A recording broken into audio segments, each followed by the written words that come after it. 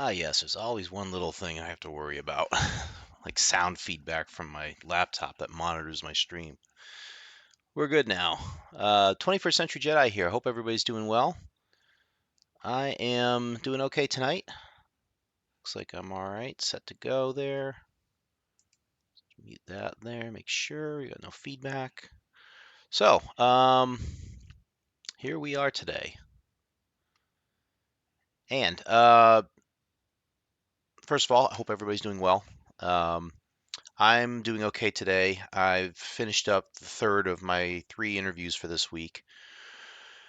So I'm hoping that something good will happen, based on the interviews I've had so far. I feel like they all went fairly well. The problem is I usually feel like this about all of my interviews. I feel like I interview pretty strongly, and I'm able to project some sort of confidence and knowledge that hey, I can do the job, I can fit the role that you need. It's just a matter of getting over that hump and getting actual, feedback to say, yeah, we'd like to give you an offer. Until we get to that point, I'm still in this uncomfortable phase of my life. But what can you do? There's not much you can really do except just plug away at it and keep trying for the best. So, um, I'm waiting to see if Foxfire is actually going to jump on because the first part of what today's video is going to be was going to be dedicated to him. If you've seen by the title already, you'll notice that it's I put it in a special original Dark Tower board game demo. And I wanted to do this because he was actually asking me about this for our get together this weekend. Um, we uh, we are going to be doing a board game weekend at his place, and one of the board games that we're going to do is the original Dark Tower from Milton Bradley, which came out in around 1981. And let me bring up the wiki on this one real quick.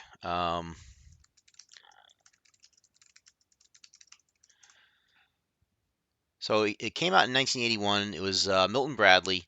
Milton Bradley, by the way, had a plant that manufactured the games not too far from where I lived as a kid. So it was common for kids around my area, whose folks probably worked at Milton Bradley, to have some of these games that were, you know, produced. And Milton Bradley was a very, very popular, very strong company of manufacturer of board games and other sorts of, you know, kids toys and stuff like that. So, um, I'll give you the basic synopsis. Dark Tower, it's a board game, electronic board game back in 1981, which is a big deal. And it was for 1 to 4 players. The object of the game is to amass an army, collect the 3 keys to the tower, and defeat the evil within. It came out during the height of the role-playing game craze in the early 1980s.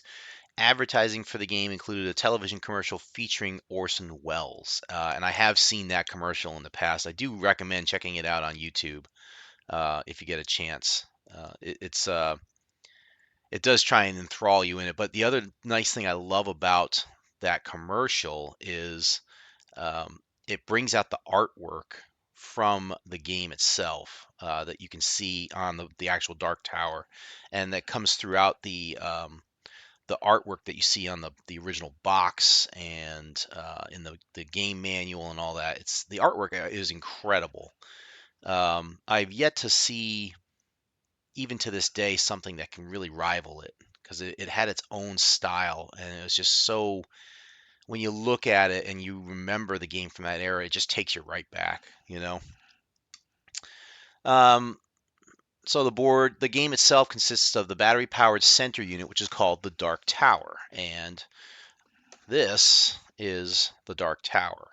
Okay.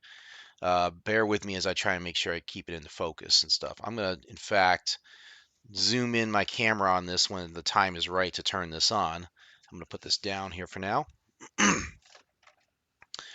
It would have a circular game board. It was made out of cardboard. It was divided into 4 interlocking quarters with a hole in the middle for the tower. So picture a circular board, a very large one actually, probably about this wide, and the tower would sit in the middle, and it would sit on your table, right?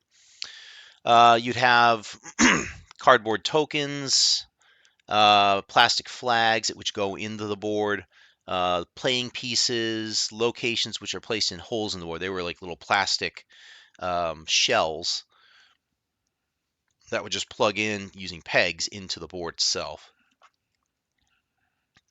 What else? In addition, there were several pegboards with red battleship-type pegs used to keep track of a player's numbers of troops, gold, and food. So they would be these little boards that would keep, they would basically be your scorecards. They're about this big, and you could put these little red pegs in there, which they call battleship pegs, because that's the game that would use them, was the original board game Battleship. You'd put the red pegs in there to mark, you'd put them in next to the numbers that would indicate how many warriors you had, how many units of food you had, how many units of gold you had. The tower itself consists of a small membrane keyboard. That's what they're referring to here, right? This membrane keyboard. Um, Beneath a display, which is the plastic piece here, that's the display. Behind the display cover is a carousel containing a number of film cells, which, when backlit by one of 3 lights mounted underneath, display the appropriate picture on the display cover. The display cover also conceals a digital LED display for representing numbers up to 99. As the tower rotates and illuminates the appropriate cells during gameplay, it also emits sounds for the events represented by each cell. So, what I really want to summarize there is that, there would be like 3 layers here to show each of the film cells, right? And the film cells did not go 100, 360 degrees all the way around. There would be a gap in there, and as you see when I power this up, the gap will come up, and you'll see the actual light bulbs appear. And they're just simple, light bulbs, not even LED or anything like that, just simple bulbs that go in there. And at the top here, there's a little LED display that just has 2 digits. Usually it goes from, like, the numbering could obviously go from 0 to 99. But it would indicate, like, a 1 or a -1 or a 2 or a -2, and indicate like player turns and such like that. The artwork was done by Bob Pepper, and I love the fact they've got a link for him, so I really want to look that up now. Bob Pepper, he passed away in 2019. He was an American illustrator whose work included record and paperback covers, greeting cards, magazine illustrations, and game artwork between the 1960s and 1980s. Let's see. I'm trying to look to see what he's done. I don't want to go through his full backstory here, but from the mid-60s to early 70s, he created sleeve art for 50-odd RCA and Elektra Records releases, including the latter's None Such and Checkmate labels. Perhaps his most enduring work is the cover of Love's 1967 Forever Changes album. Now I want to bring up.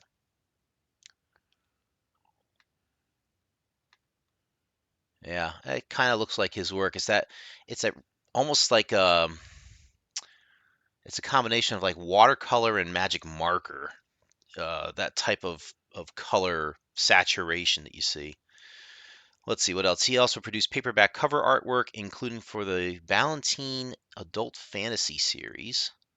His covers include A Voyage to Arcturus by David Lindsay and books by Lord Dunsany, James Branch Cabell, Joy Chant, Evangeline Walton, and Mervyn Peake's Gormenghast trilogy, and a series of Philip K. Dick covers for DAW books in the 1980s. In 1981, he created the artwork for the Milton Bradley card game Dragon Master and their electronic board game Dark Tower. Now, I'm bringing up Dragon Master right now.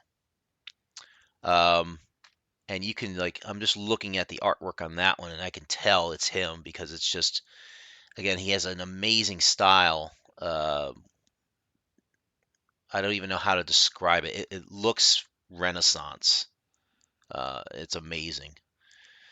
Pepper's cited influences include Renaissance art, Art Nouveau, Art Deco, and psychedelic art, as well as the work of specific illustrators such as James Hill for his Pocket Books covers and Roger Dean for his Yes album covers. When working, he would normally produce artwork at twice the intended reproduction size using gouache and dyes on charcoal paper, sometimes drawing on acetate. Very interesting. Um, there is a Is this an article or a book? Please tell me this is a book. No, it's continue reading. This is a article that's showing all the artwork of Bob Pepper, and I'm looking at it now. It's under johncoulthard.com. If you look at Bob Pepper's wiki page, you can find this link down under the references, and it shows the images of Bob Pepper here. Um, it's it's definitely a unique style. Just looking at some of the stuff, it's very colorful, very I don't want to say saturated because that's not the right term, but uh, it's it's definitely got almost like a stained glass look to it. Hey, there you are, Foxfire. I've been waiting on you, dude. Um, did I get muted here or something? Nope, I guess I didn't. Okay. So yeah, I'm looking at the artwork from Bob Pepper now, and it's just like I said, it's a combination of like I said, Renaissance, Art Deco, psychedelic. It's colorful, yet it feels like it's in a stained glass, almost like stained glass or painted glass cathedral setting type of thing almost. Really, really unique style, and I absolutely love what he did for um, Dark Tower. Okay, so now that Foxfire is here, I will go ahead and show. Here is the tower. Okay, and I'm going to see if I can zoom in a little bit. I'm going to try and get this thing to position just right. All right, so let me get my camera. Just give me a second here to find that. Yep, and let's go ahead and bring that in a little bit. I want to zoom you in. There we go. That's good. Very, very good. Okay. So I'm going to try and manipulate this in such a way because I want to make sure I also get my microphone up to it so that you can hear the sounds that are coming out of this. All right. So there's a switch on the bottom. It takes two D-cell batteries. And the internal mechanism is surprisingly simple for today's age, of course. It's just a simple electric motor with a circuit board on front for the touchpad.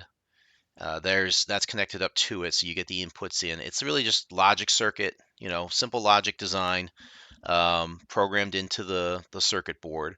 The electric motor is what spins the film cells in the tower. And the light bulbs, of course, are powered up by the D cells and the LED display as well.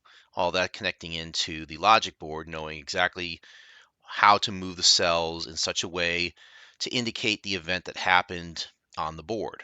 Okay, so when I turn the switch on, you'll see the initial boot up sequence happen here. You can see the LED up at the top. Now it's prompting you, it's asking you to do something. All you need to do is hit any button here. So I'm just going to hit this one. You hear it spin. There's your light bulbs, right? And now it's asking you, what level do you want to play at? Level 1, 2, 3, or 4. Level 1 being the easiest, level 2 being the hardest. The way you would input anything on the Dark Tower is through these buttons here. So the green one is the yes, buy button. There's a red one that says no or end. Okay, and then there are other buttons to indicate things like if I'm at a bazaar, if I want to make a move, if I'm at the sanctuary or citadel buildings, if I'm at a tomb or a ruin, and so on. That's all you need for the buttons in here. And for this one, I'm just going to hit end. Oops. Doesn't really matter here, so I'm just going to hit this.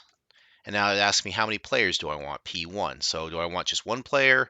If I hit no, it's going to say 2 players or 3 players. I'm just going to do 1 here because you can play this solo, by the way.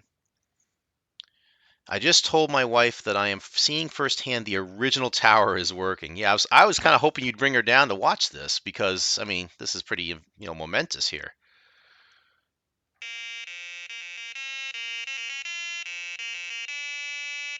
And there's your music. Okay.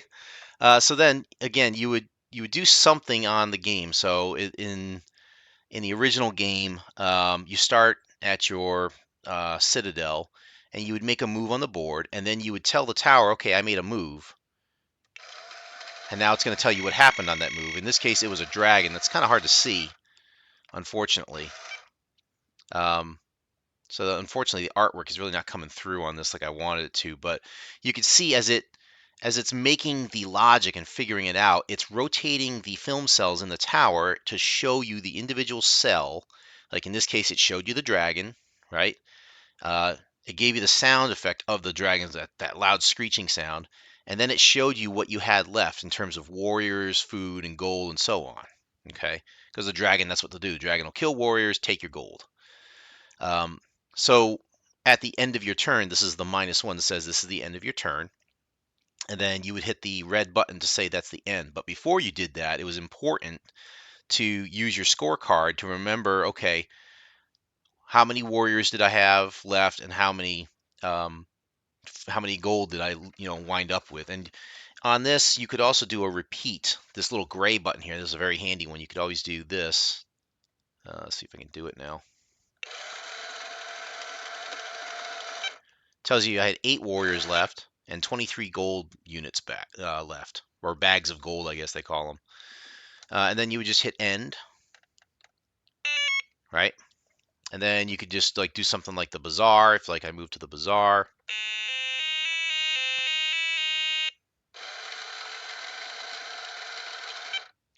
and now what this is asking me is, okay, I've got I'm going to sell you warriors at 5 gold bags per warrior.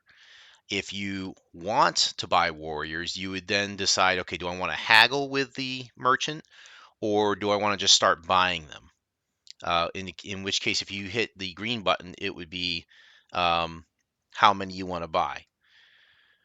I'm going to say no on this one. So then it's going to ask me like how many food do I want, for 1 gold bag per food unit. I'm going to say no there. This now it's going to say, I think that was the scout, or no, that was the beast, I think. Now it's on a scout for 24 bags of gold, and the healers for 23 bags of gold. If you don't want any of those and you want to come back around, it goes back around. There you go. You've got 5 gold bags per warrior, 1 for food, and let's look at the beast. It says 18. That's pretty low price. I'm gonna go at the scout. So now I'm at the scout, and I say, no, you know what, Mr. Bazaar guy, I'm gonna try and haggle it with this little gold button right here, right?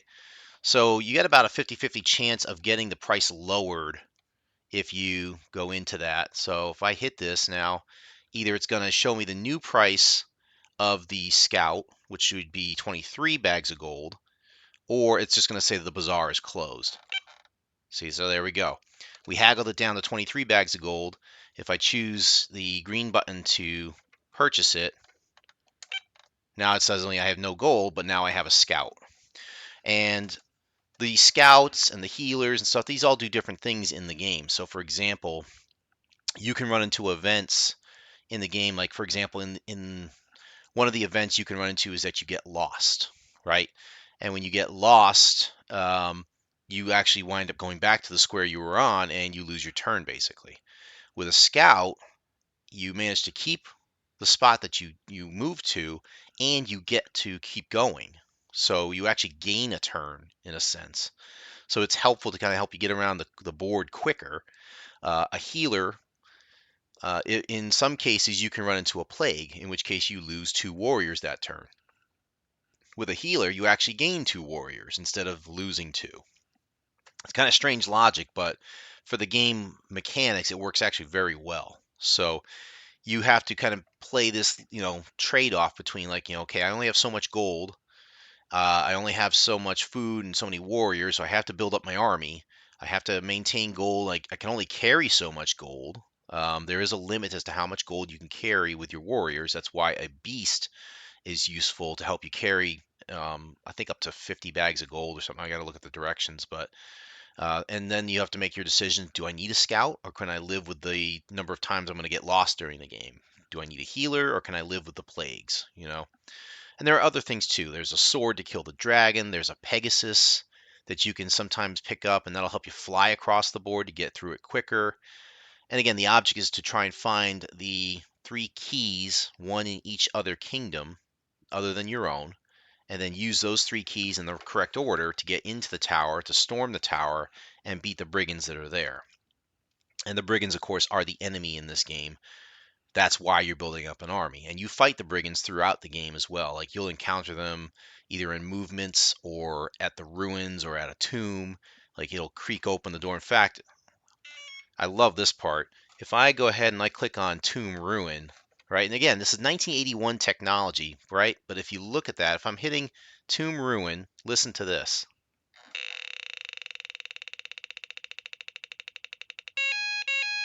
So now I'm going into a fight with the brigands. And there are 7 brigands.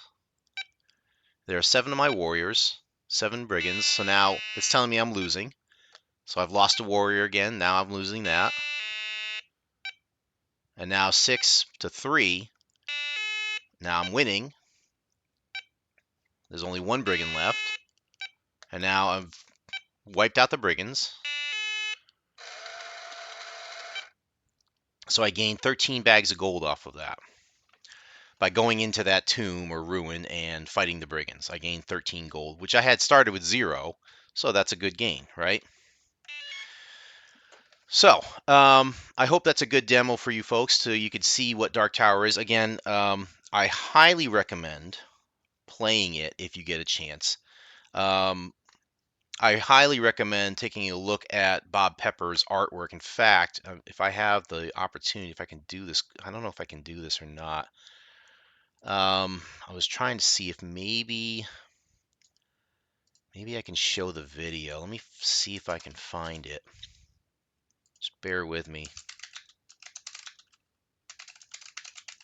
Orson Welles Dark Tower commercial. Yep, there it is. Let me see. All right, 1 second here. All right, I've got it queued up. Now the question is, can I get this to play in such a way so that it can show up on our video here? Let's see. Bear with me.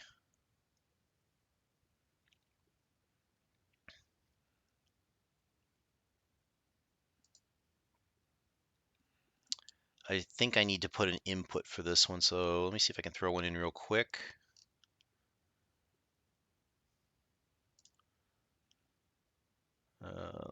I'm going to go ahead and switch my video back out again.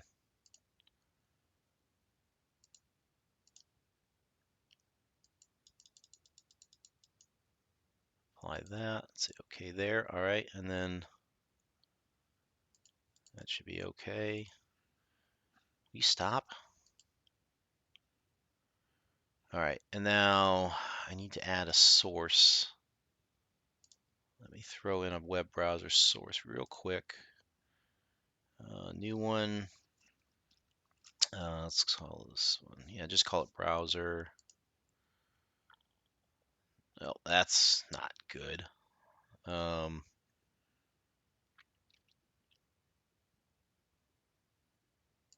on, let's get rid of that. That's not good.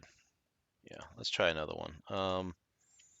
I apologize. This is maybe I want a window capture instead. Yeah, there we go. We can do that. All right, here we go. Let's see if this works. If everybody can catch this or not.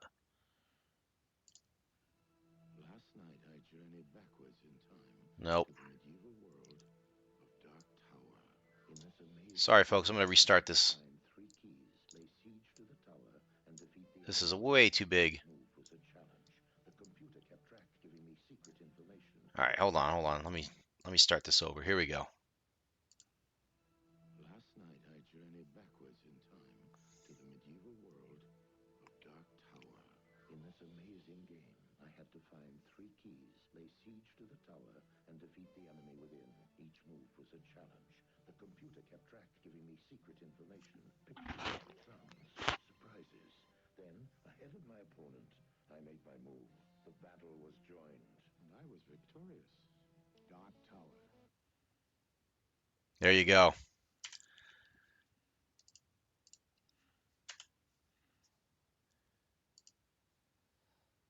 So that commercial is a great depiction. I think you could see when the film cells were coming up, and you saw the individual cells coming up of the brigands and the dragon and stuff.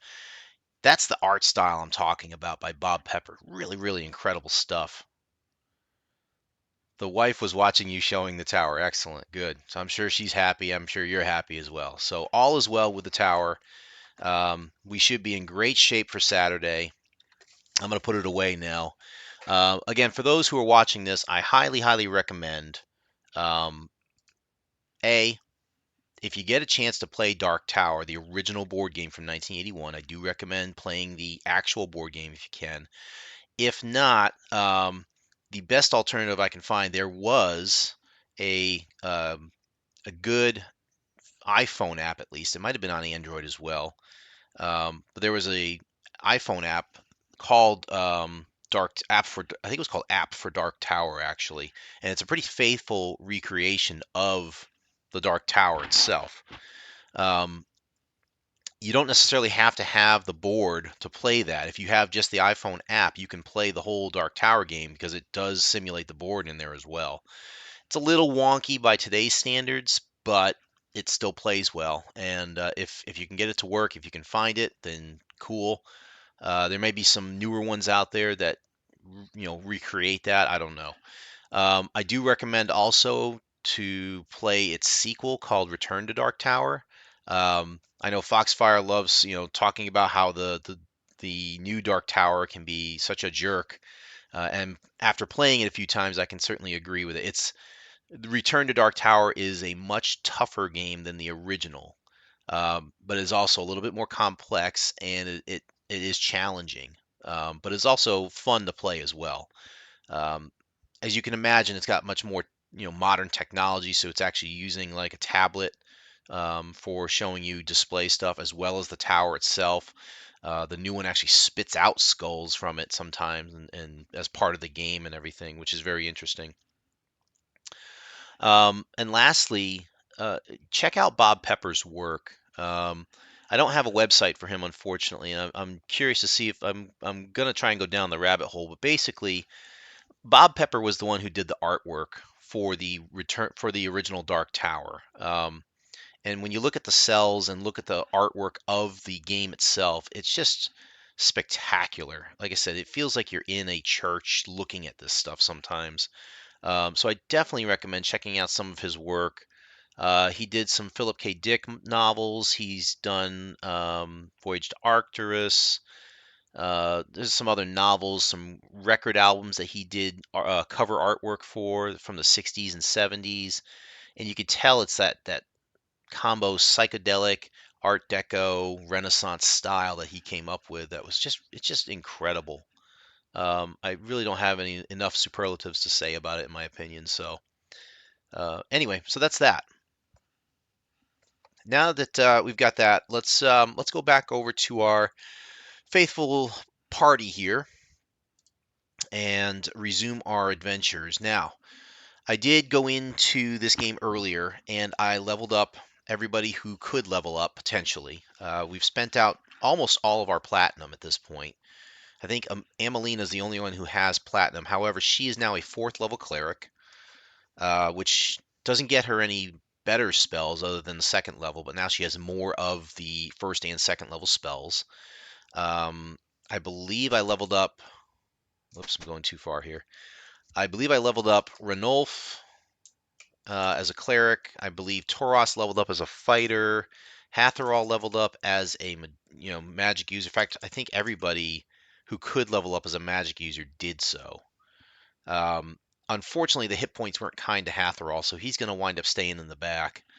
No matter how many times I tried to reload to see if I could change it, he always gained only a single hit point. Um, it's kind of bad breaks for him, unfortunately. So we're just going to have to kind of watch out for him and see if we can find some better armor for him. We will. But we're ready to play here. So let's go and I got to bring up my guide again. Hold on just a second. So we finished up Kudos Well, I believe.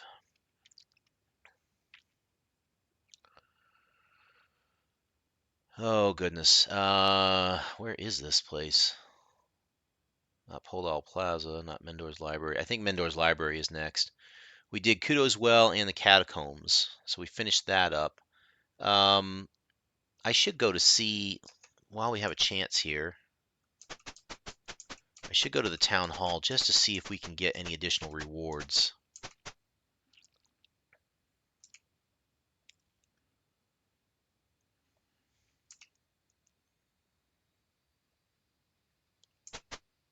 You are outside the clerk's office. Guards posted around the door in the south wall watch you closely. You're right.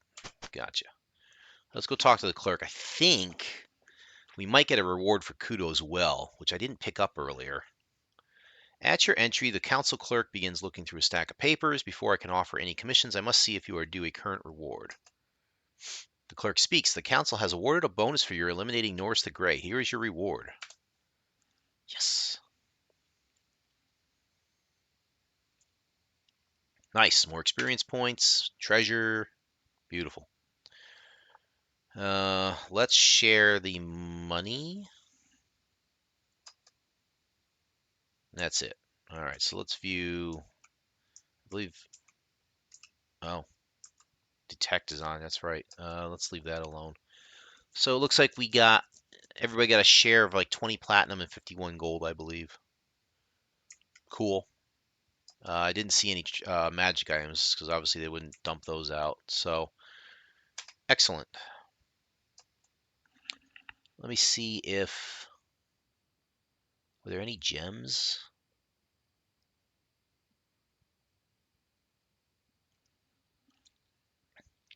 Doesn't say. Um, doesn't say how much they give you. The clerk speaks. With so-called keep in our hands, we can use boats to bypass the barren river. Here is your reward. Oh, I never got a reward for so-called keep. Look at that. More money coming our way. And experience. Love it. Wow! Holy crap. I may have to level again. Well, let's share that. And that brings us up to, oh, we got some jewelry on that and 50, at least 54 platinum out of that per person. That's cool.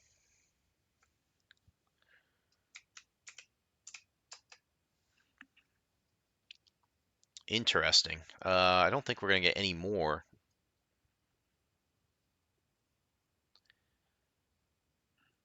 Nice.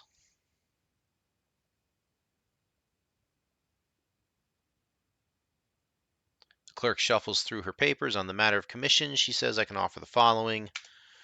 The council is offering a reward for books, maps, tomes, etc., which provide useful information about Flan before the fall. The reward is tied to the value of the information. A weapon of great power is to be auctioned to our enemies. This auction is to be held in Podal Plaza. Find out what the weapon is and return. I want that weapon of great power. Junior Councilman Cadorna has a special commission for you. His chambers are through the east door. These are all the commissions currently available. So if we move through that east door, which is straight ahead of us, let's go talk to this guy.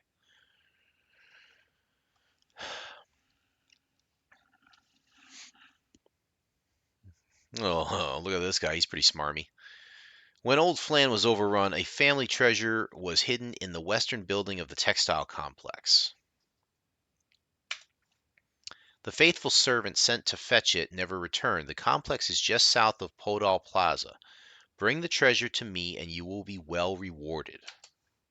Okay. So now we have new areas to explore that, the game is telling you, hey, if you go check these out, you can get rewarded for it. So you are outside the clerk's office, blah, blah, blah. Okay, so now the question is, what do we do? Um,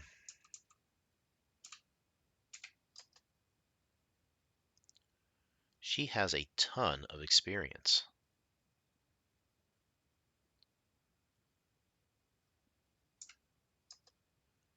I'm curious to see what we got out of all this. 73 plus. We got a lot of platinum.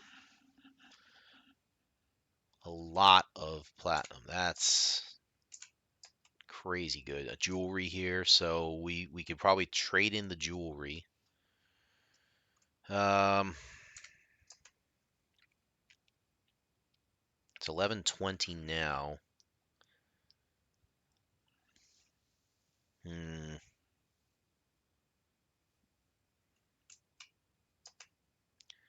Hatherall has 4679. He might be able to level up to fighter 3 if we get some platinum over to him. That's actually exactly what we need right there.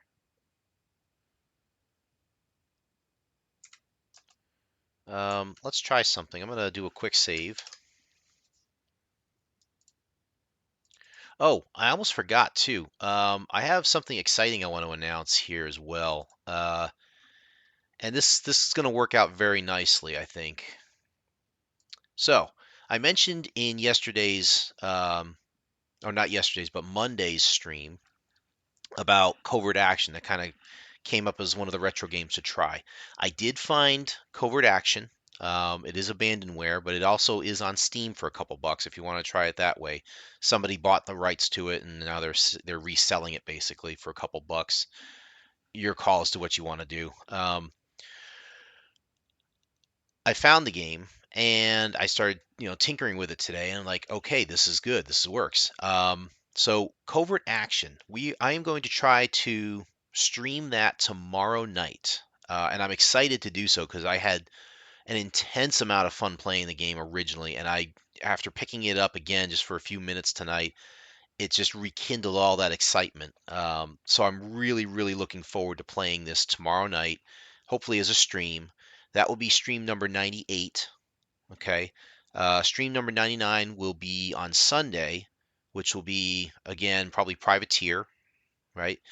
That leads me to stream number 100 on Monday. And instead of doing what we've been doing here, which is I did Amazon on Monday and I did Diablo 2 before that, I've been saving stream 100 for Impossible Mission 2 to kind of bring this thing a little bit full circle. The first stream I ever did was the first Epic's Impossible Mission on the Commodore. I've been saving Impossible Mission 2 for when I get to stream 100. So on Monday, we will continue the Secret Agent mantra or theme, I should say. And on Monday, we will do Impossible Mission 2. And again, that's going to be a fun one to play as well. So really, really looking forward to all this. This is going to be a lot of fun. I'm super excited about playing Covert Action again. I just it's I guess the graphics are again MS-DOS based and they're old from 1990. The sounds, of course, are a little bit old, and everything else is kind of looks old from that time. But you know what? The gameplay is just excellent. It's a lot of fun. It's challenging at the higher levels. Um, and it's extremely challenging if you want to try and catch all the masterminds and such like that. So, really clever game. It's Sid Meier. Sid Meier's Covert Action. I'm going to have a lot of fun streaming it tomorrow night, I think. And on Monday, we'll be doing the 100th stream of this channel. So good stuff. Very excited for all of that. Anyway, so now we've got a quandary, which is, do I want to try and level up one more time? I kind of do. Whoops. I forgot I was going to do this. I was going to do an encamp. And I want to I'm going to have Amelina give all her platinum over to Hatherall. and see if he can level up as a fighter.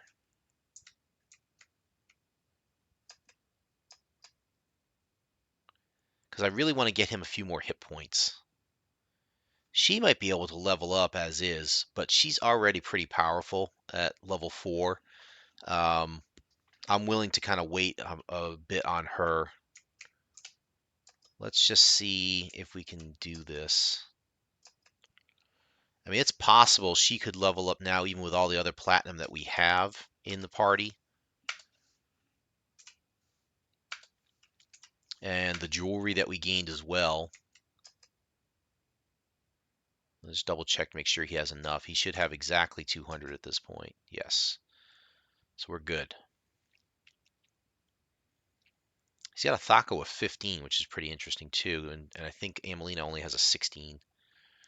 But he really needs hit points. I don't like him sitting at 8. I'm hoping by leveling him up at least once in fighter, he might get a big gulp of hit points. And we might be able to do something with that.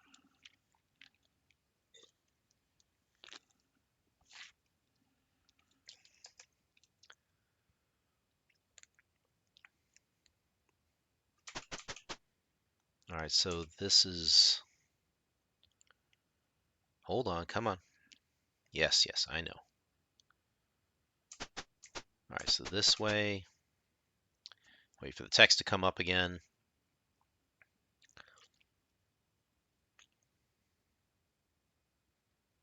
All right, so we're going to go here, deal with this dude.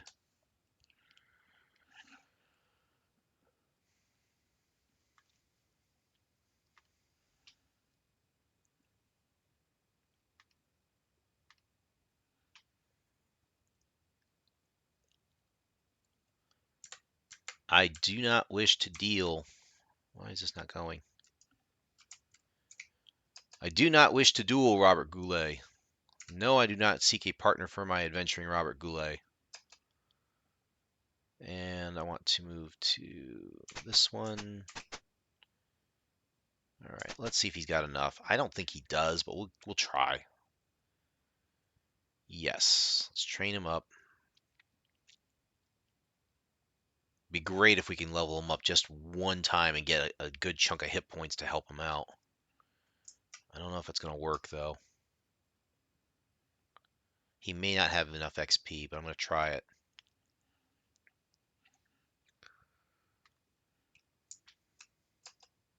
Oh, he does. He can do it. How many hit points does he gain? 3. This guy, has such a weak constitution or something. It's crazy. But 11's better than 8, I suppose. All right, I'm not going to try the other ones because I'd have to really scrape up to get the jewelry and the platinum and all that we need. So we'll just move on.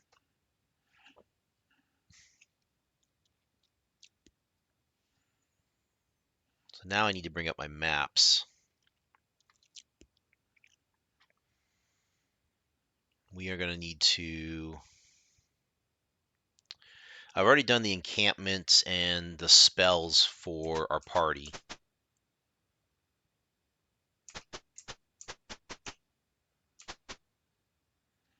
So we've got that done, and now we need to get into the slums,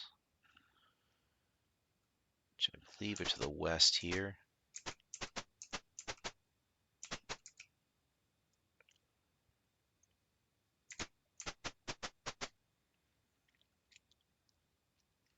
Let's just do another save before we do anything.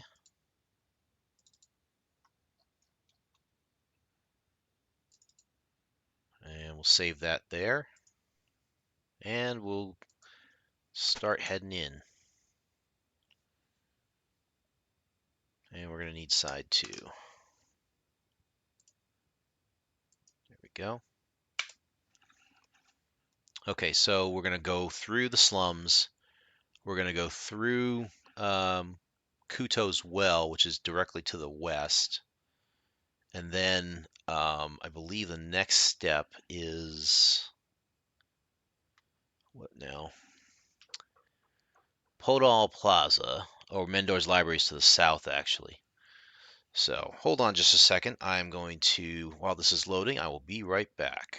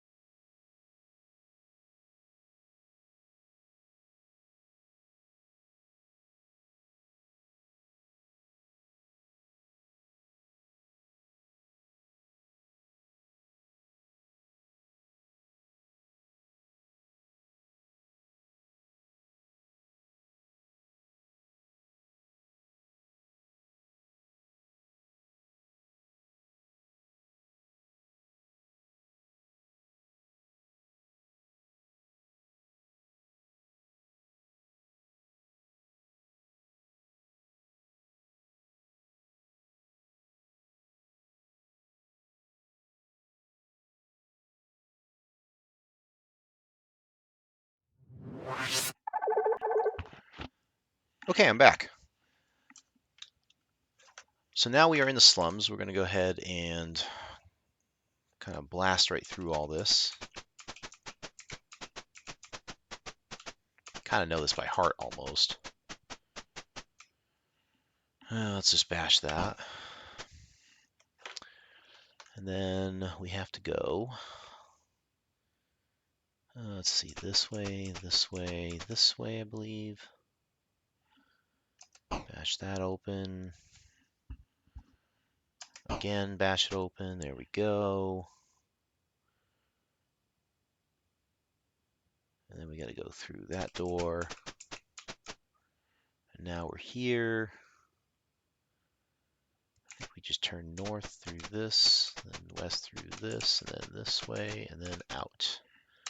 This should put us into Kuto's Well.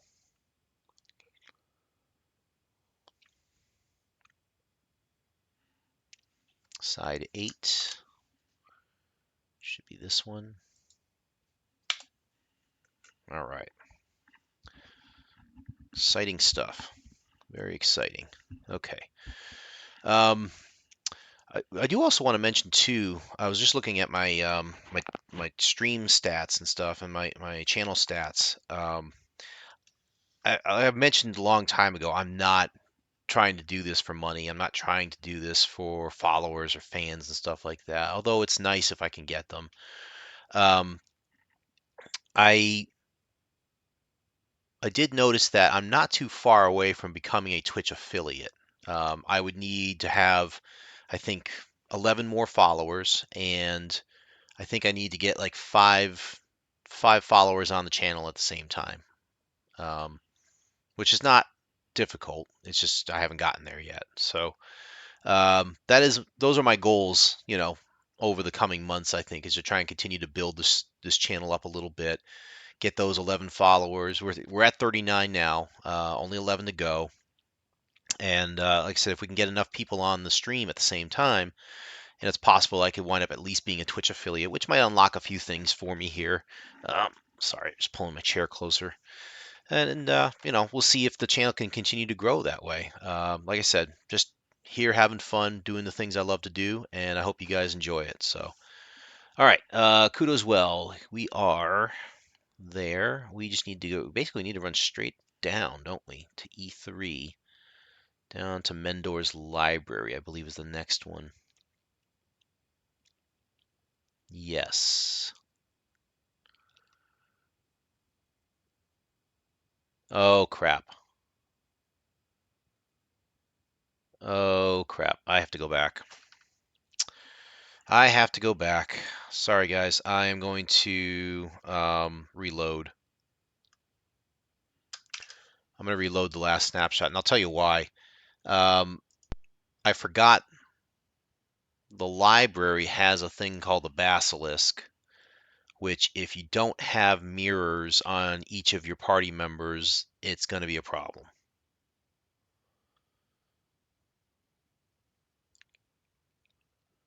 Because the basilisk reflects the gaze. So if we are not careful, we would surely succumb to that problem. Which way do I have to go? This way? I have to try and get to the shop before it closes. Eh,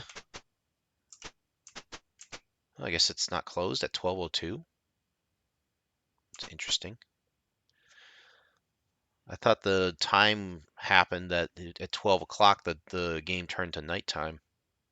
It's very interesting. Um, let's move on then. This will give us an opportunity to sell that jewelry, see how much we get out of that.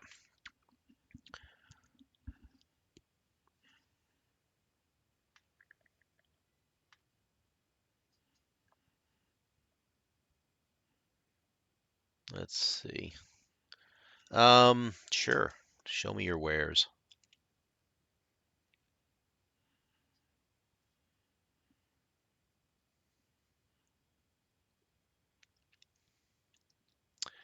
Let's appraise the jewelry. 500. Nice. We will sell that. That's halfway to another training level there. 2,500 is really nice. 900. That's beautiful. Look at that. 3,000. Jeez. We are rich. That's incredible. Okay, we're buying mirrors. Mirror, mirror on the wall. Where are you? You not in here? Uh-oh. Oh dear. It's not in the shop. Mirror, mirror, mirror. I think it's in the other shop I have to go to. Rats. Oh well. I don't think we need anything here, do we?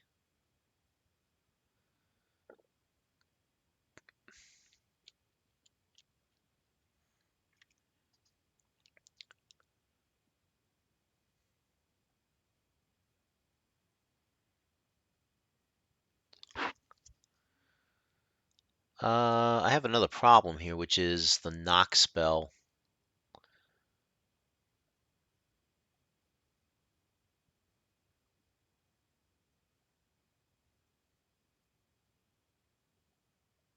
I may not be able to even get into the library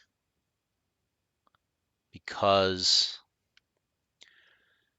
there's a entrance to the library at E3, which is not possible to open unless you have the knock spell, which none of my characters have yet. However, since we just got the XP and all that treasure, we might be able to level. I think we might have to encamp though.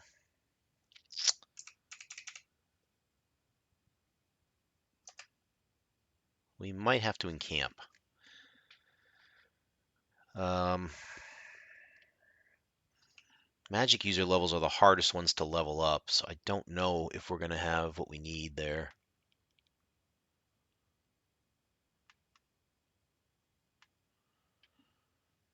Oh boy. Let me go back to my civilized area map.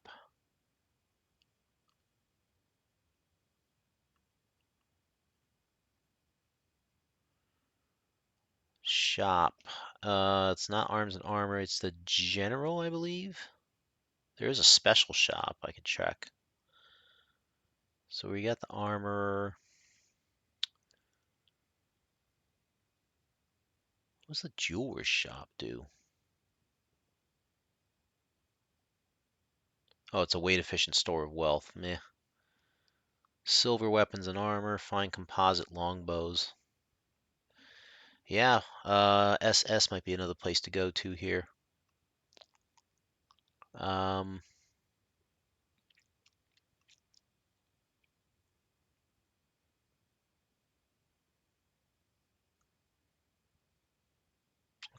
let's let's go to the general store, which is going to be around this way, I believe.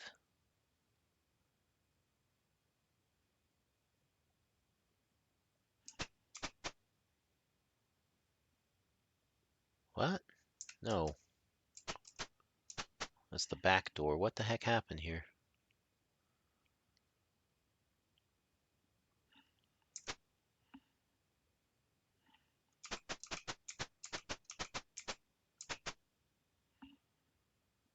So I'm facing east.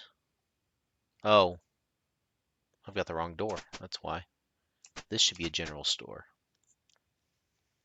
Shopkeeper greets you and offers you items for sale. Can I show you something? Yes, you may.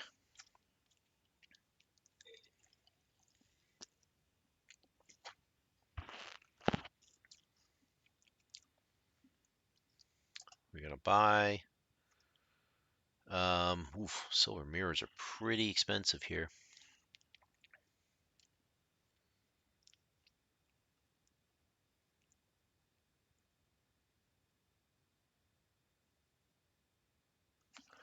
I'm gonna do a little checking here real quick.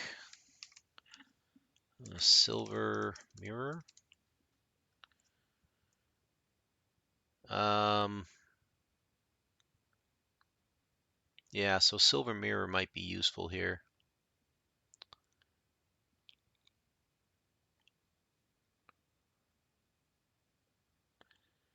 We do have to put our shields down to do this, which is interesting.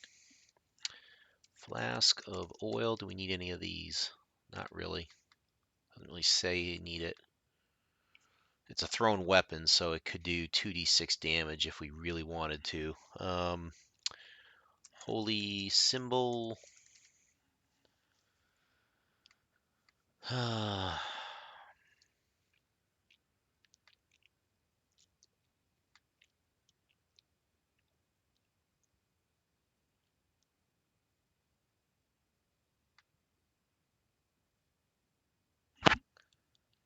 It says I might need a holy symbol of Bane, but I don't have those. But I can get those in the wealthy area.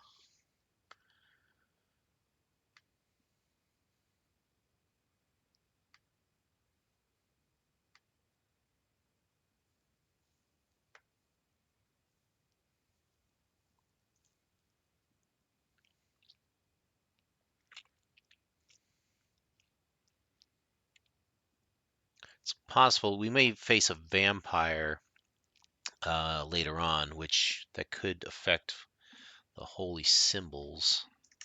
I'm not going to buy those. Holy water only works against vulnerable enemies, usually undead. And it's a thrown weapon. 2d4 worth of damage. Meh.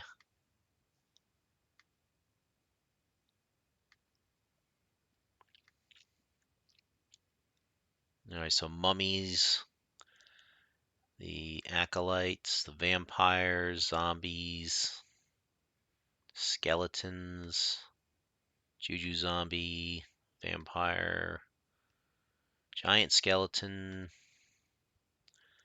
wraith. I don't know if I really need to get holy water here. Doesn't really say that gives you anything special. So I think what we're gonna do we're just gonna buy silver mirrors for everybody.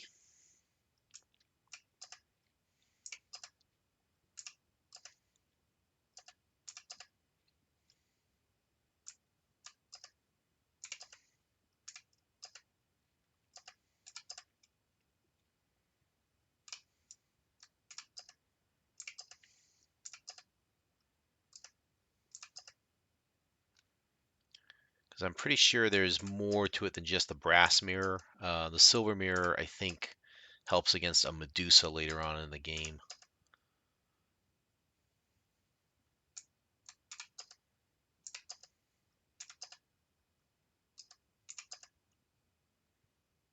There we go. All right, so now that that's done, Let's go back to the map, and I'm going to see if I can.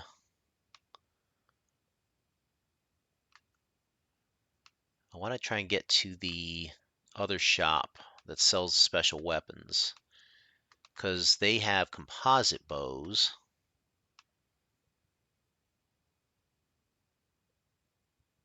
Let's put all plaza, indoors library.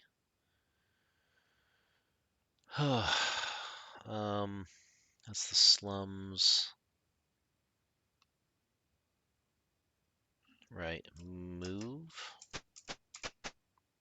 So we're there now, facing east. We need the special shop here.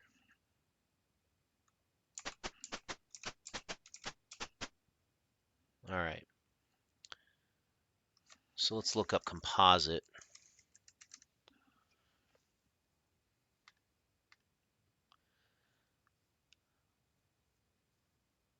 Oof, a fine composite longbow. Jeez, that's gonna be expensive. We'll look at it. That's a cool face that that guy has. Why can't we get that face as an option? Oh well. Uh, what's the damage on these things?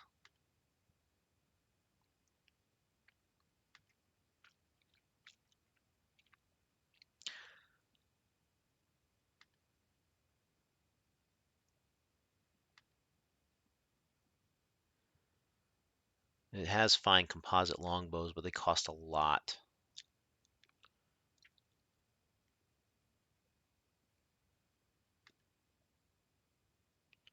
25,000 gold.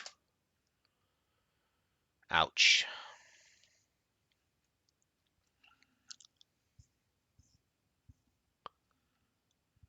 Ouch, ouch, ouch. Hmm.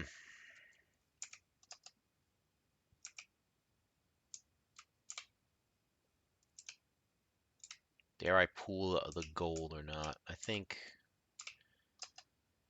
he has 258 platinum.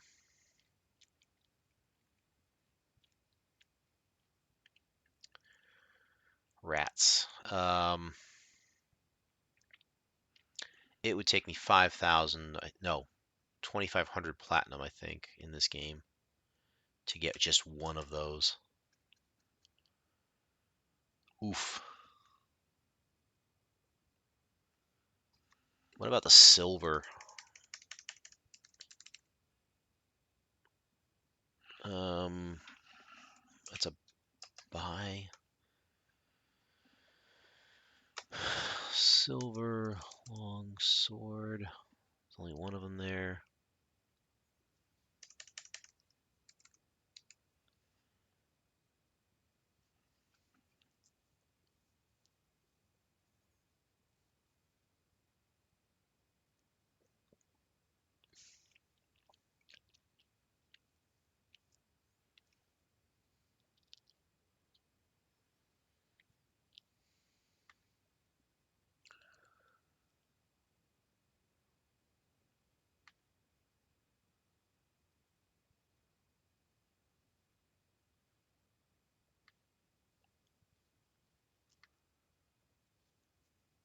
You do not need silver melee weapons.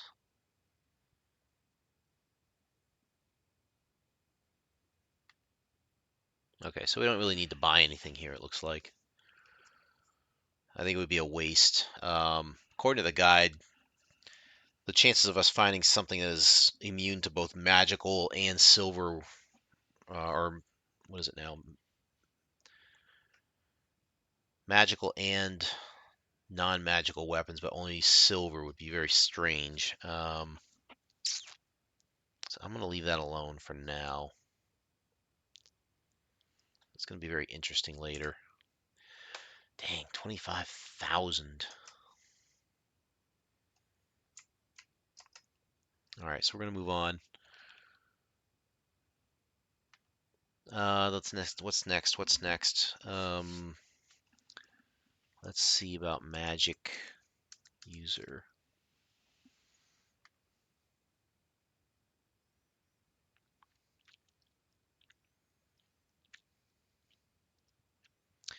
Somebody would need to be at 5,000 experience points for this.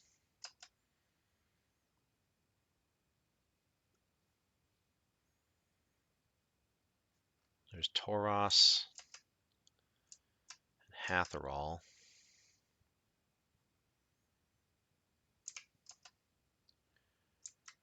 All right.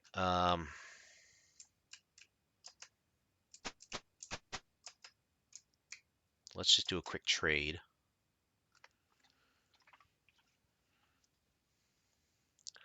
I'm going to give Hatherall, what's he need now? He needs 94 platinum.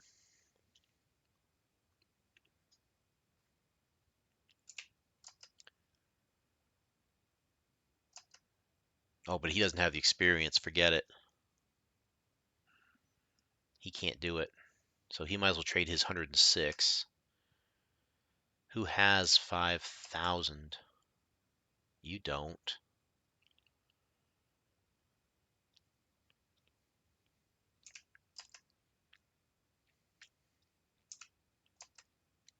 You don't. I guess only Tauros can do it?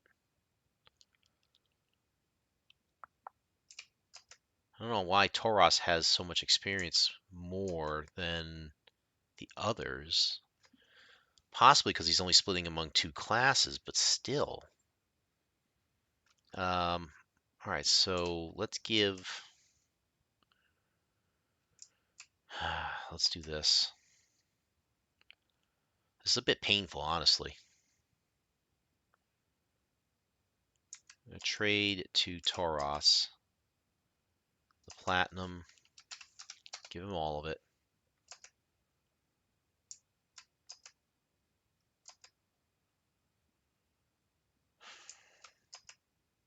He needs 15 more platinum. Wish his Thako didn't stink so bad.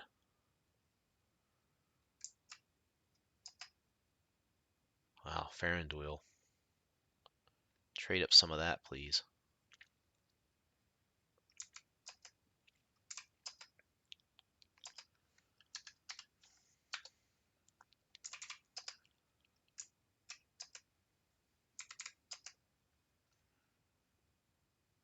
Okay.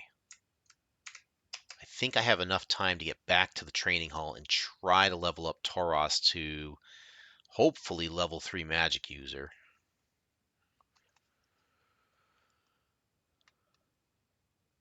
If that's true, then I think he can get the second level knock spell.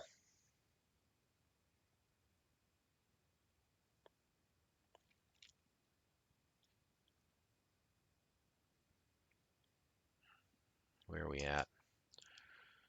We are there. Yes. This way, 1, and then up the docks, I think. Back to the training hall, which is right there.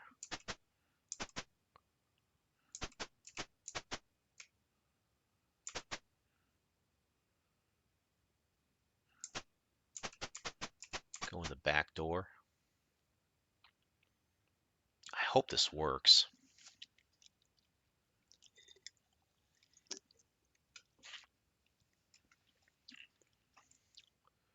Nope.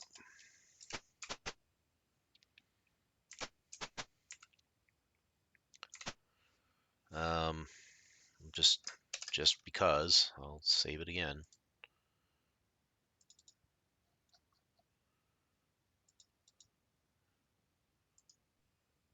All right, here we go.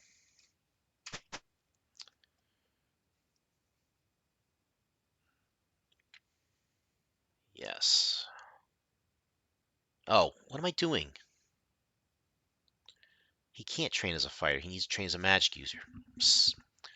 Sorry. Um, my bad. Just wasn't thinking there. I've been so caught up on trying to get Hatherall experience points and leveling up fighter so he could boost his hit points. I keep thinking everybody just needs to do that, and it's not true. It's the magic user we need.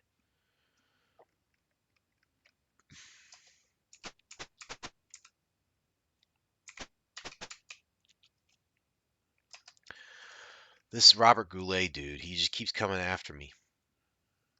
Do you want a duel? Do you want a duel? Do you want a duel? No! I don't want a freaking duel.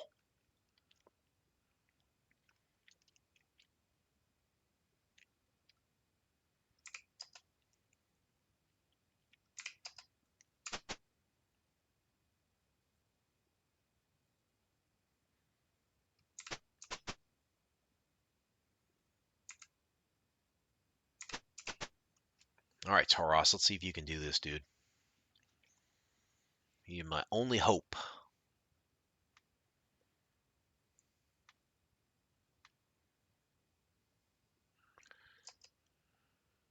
Oh,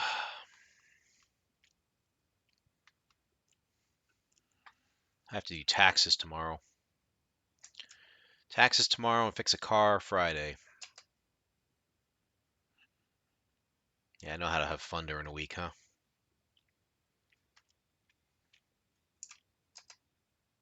Yes! Train. Where's Knock? Oh, you sent out a couple emails. I'm sorry, I did not check my emails. Oh, wait, next. There it is. Learn spell. I need Knock. Uh, oh, yes. By all means, become a second level magic user. Uh, I don't know. I have one person already had enlarge. One person got charm person. I'm gonna have you learn magic missile.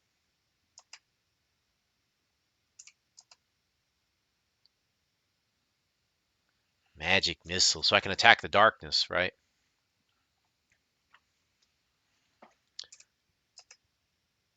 Low experience, low experience. Yeah, I think I'm surprised Ranulf could do it, but good.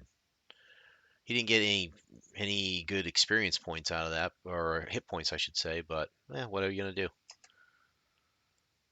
All right. Begin adventuring, I guess.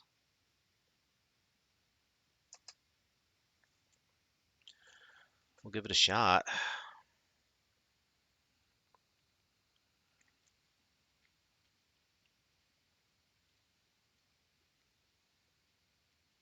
Not looking forward to doing taxes tomorrow, but I have to get it done. I mean, I've got time, but still, I don't want to wait. I just want to get it over with and deal with it. I'm pretty sure I'm gonna have to pay in this year, but whatever. I kind of expected it, so I prepared for it, so I'm not shocked by that. All right, so now save again. I really want to play covert action now. That's gonna be fun tomorrow. What I'm gonna be looking forward to all day probably is playing that because that's gonna be a lot of fun.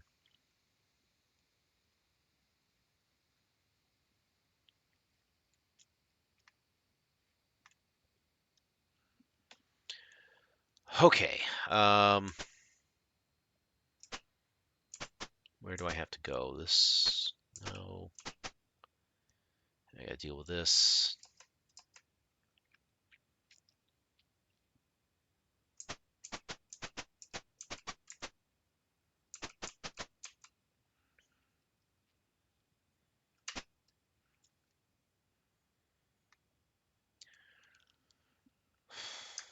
Fixing the car is my daughter's car on Friday. I am hopeful that I'll be able to fix it with my friend who's a mechanic. If we can get it fixed, then she gets her car back, I get my car back, which is nice. I don't necessarily miss it because I don't go out that often, but it's nice to be able to have that freedom to do so. Of course, now with the warmer weather, I can start using the motorcycle again instead of the bike, instead of the car. But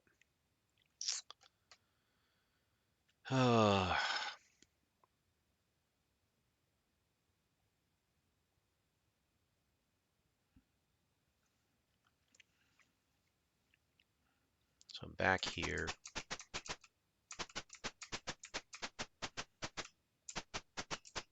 See if I can do this without looking at the map. Who keeps locking this door?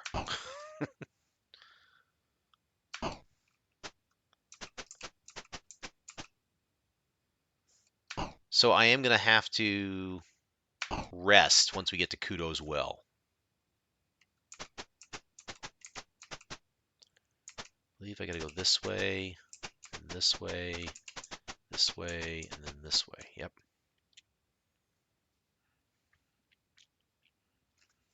Alt 8, side 8.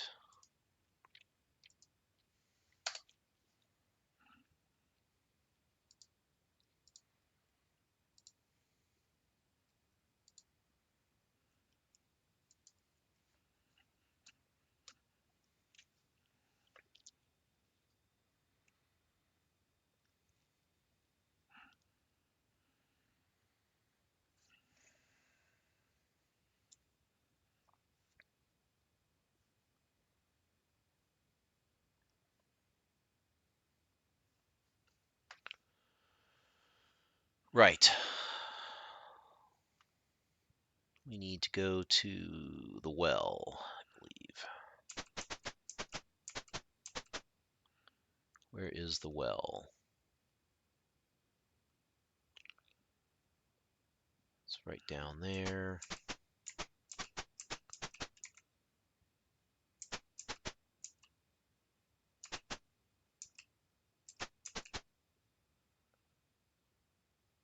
Yes. So theoretically, I should be able to camp out in anywhere in the Kudo's Well area. But I know for a fact that if you go into the catacombs after you've cleared it out, you can definitely camp there without any fear of being interrupted. So that's what we're going to do. We're going to go down there. We're going to rest up, get the knock spell. I think Ranulf can get a spell. We can probably put a magic missile on him. And we ought to be able to just encamp right here, I think.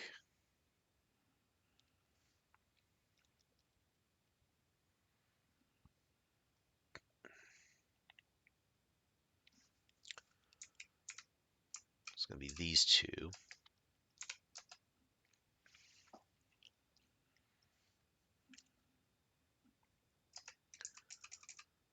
You take the knock spell.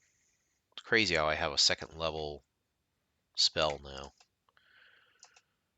It would have been great to get like more out of this, but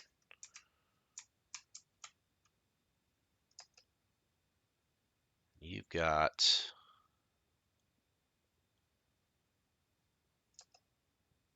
magic missile.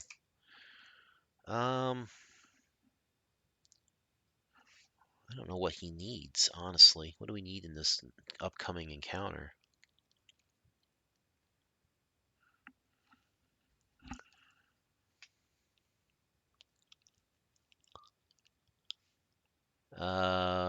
We prepare for the attack by the spectral librarian.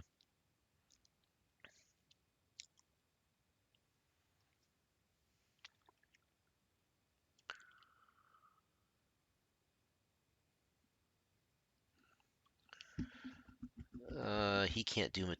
He can't do protection from evil unless it's. Oh boy. Oh boy. Um,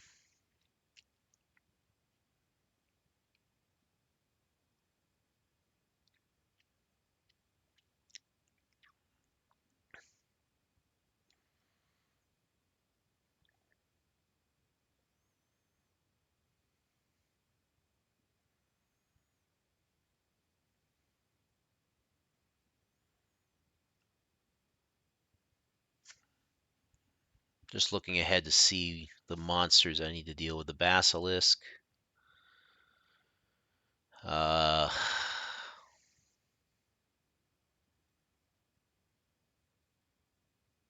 potions of extra healing would be nice.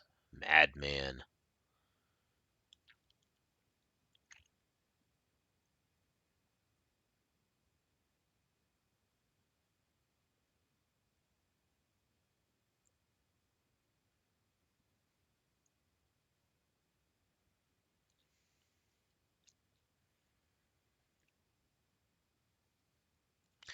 Yeah, not much I can do here. Detect magic, magic missile, read magic, sealed, or sleep. Um, you know what? I'm gonna do this. Hold on, because according to the guide, everyone should have protection from evil if possible. I don't know if we can do that the way we're set up.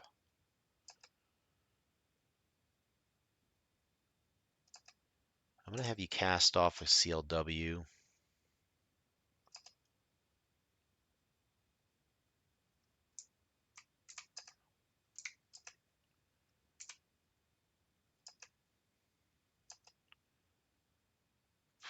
Um, do I want to risk losing? You know what? Lose the detect magic. That's fine. Because anything that we pick up, we're either going to know what it is, or we're going to try to sell it and know what it is, which in which case we can ID it anyways at the spot. So we don't really need detect magic. Cast off one of your CLWs.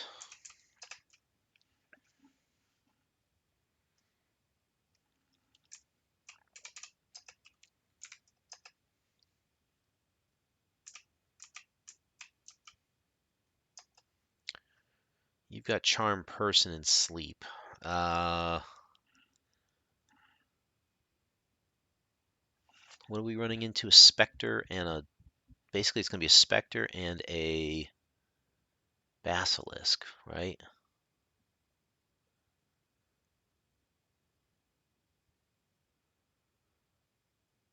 We're going to run into some slime, which will probably beat us up. Not a big deal. Yeah, I'd say cast off the. Just for the heck of it, cast off that Charm Person. Cast. Yeah, you can definitely get rid of Detect Magic. And Hatherall. Oh, you've already got it. That's what I want. So you stay there. I don't believe. I don't know if Protection from Evil is a group spell or not. Is it? I thought it used to be.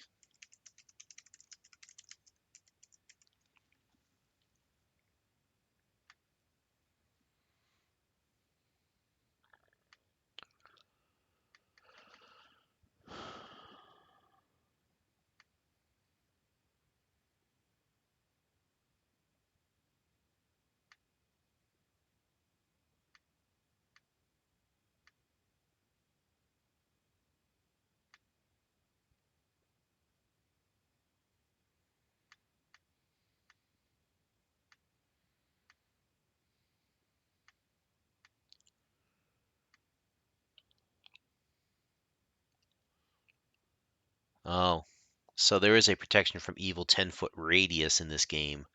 It works as Protection from Evil, but for casting time, which is different, and the protection extends to any adjacent ally.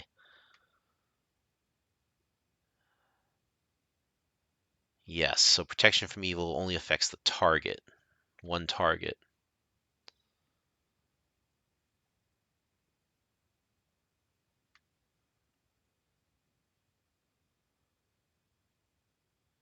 Yeah, gotcha. Okay. Great.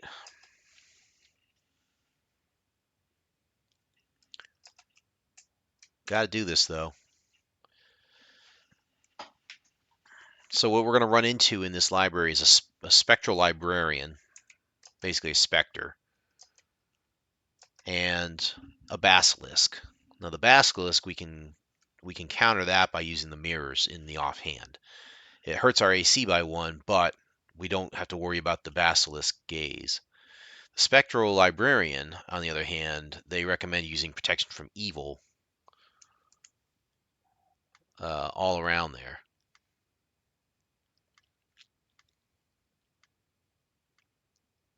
The Spectral Librarian has a dangerous level draining attack. Casting protection from evil on everyone before the combat begins helps prevent it from landing. So we're going to want to do that to avoid losing levels, because we really don't want to do that.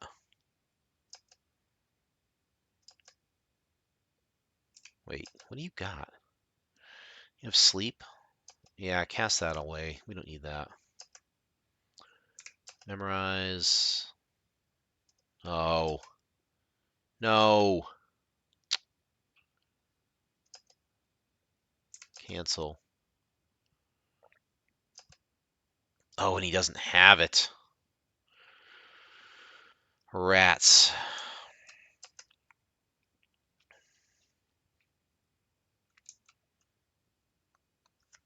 Rats.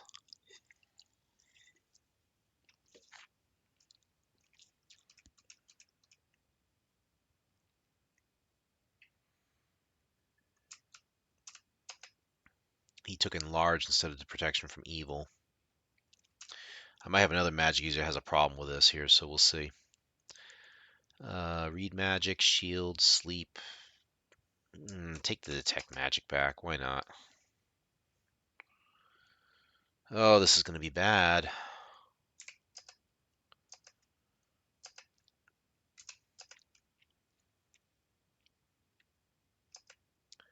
You're taking the protection from evil. We know that. He's got one first level spell left. You might as well take. Uh, Screw it, magic missile.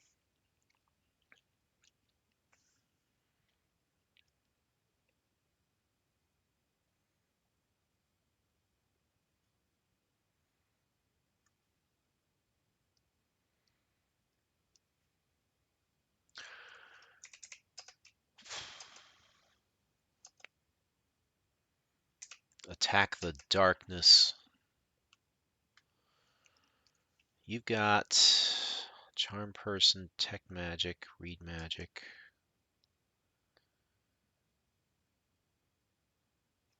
Yeah, you're in the same boat, dude.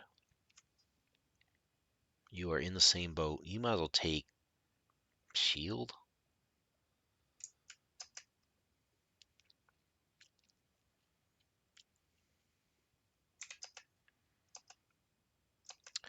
Shield will help lower the AC if it applies at all.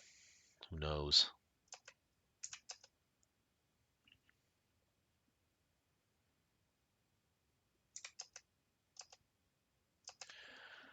According to the guide, love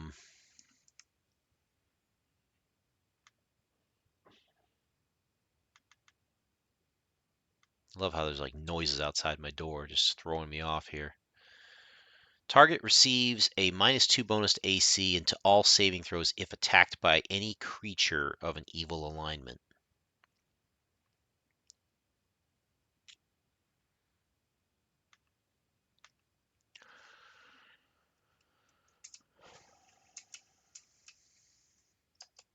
So it's not going to prevent.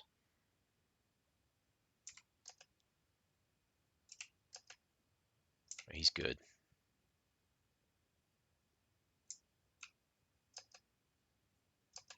It's not going to prevent the Spectral Librarian from possibly hitting the character and draining him of a level, but it is going to help our chances. Of the two that can't do it, they're Tauros and Evandal. Evandal's the worst because of his AC. Tauros at least has a -1 AC, so I feel better about him and his chances than I do with, say, Evandal, who has the worst AC out of the bunch.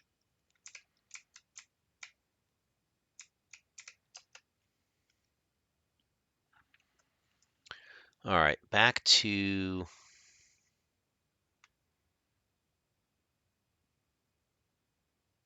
where is it? Kudo's Well. Where is this library?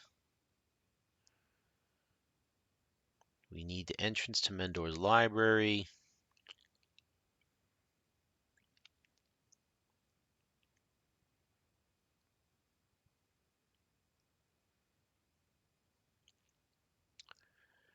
We can encamp anywhere, which is good.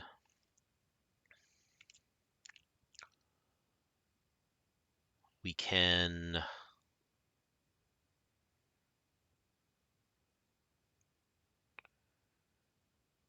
the basilisk is in section 5. And the Spectre is in...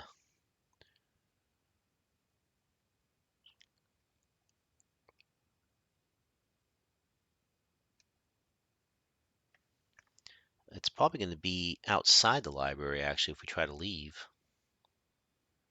But it's only after we've taken a book out of the library, I think.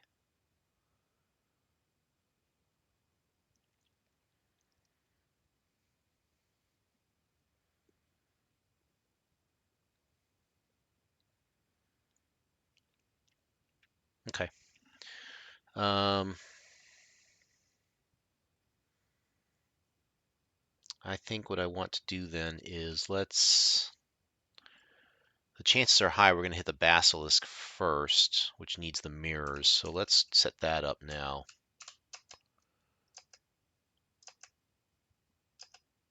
Oh, it's going to kill her AC. Oh well.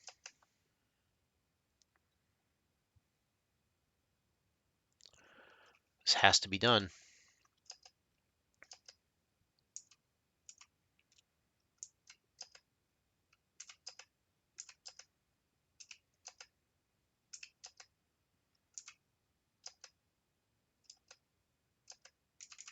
Another one. Your AC is going to suck for this.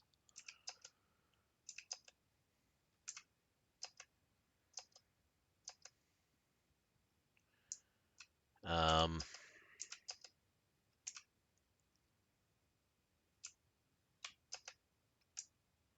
see if that helps you at all. Actually, doesn't.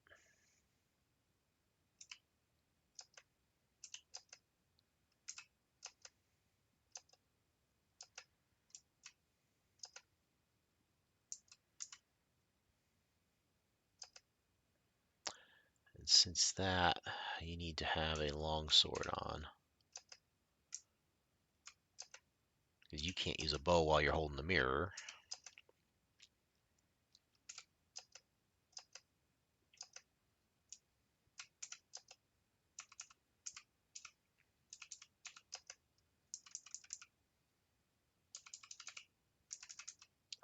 Hammer?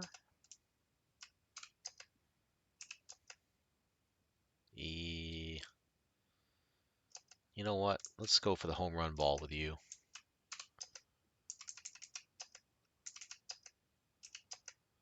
I'd rather go 1d8 plus 4, I think. All right. Yeah. We might be able to tweak them slightly more to balance it out by trading some items. I don't want to do that. Let's go and hope we can get lucky with this thing.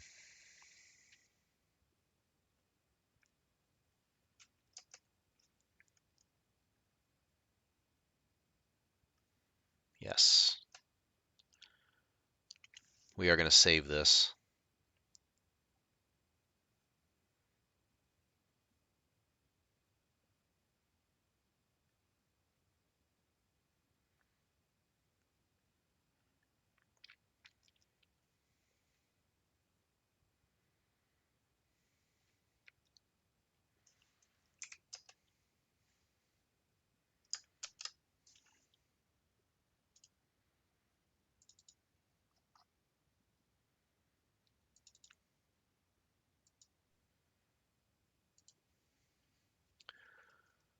I believe we need to head north.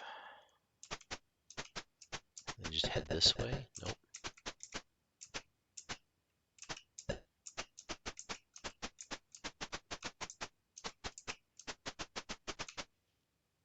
No, we don't want to go west. We want to go south.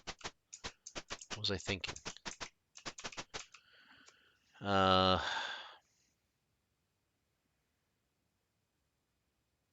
I go down to E3, huh?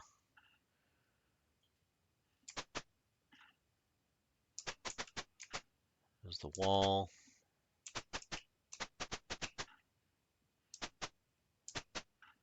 Yep, this should do it.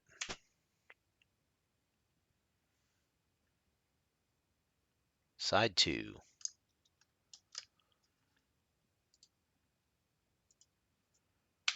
Going into the library.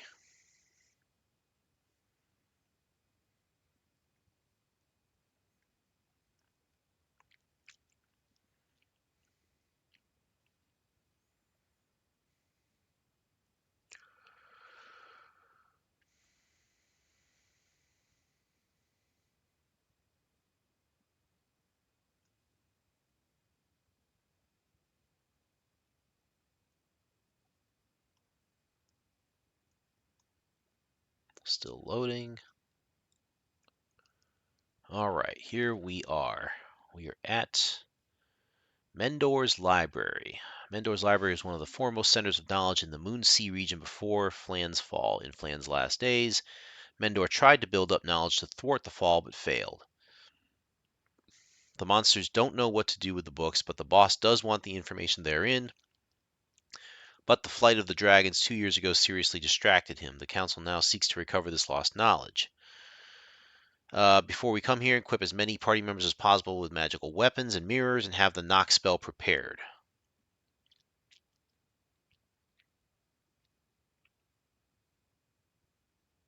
We could have hired somebody to cast the knock spell for us, but I think it's, since we have it, we're good.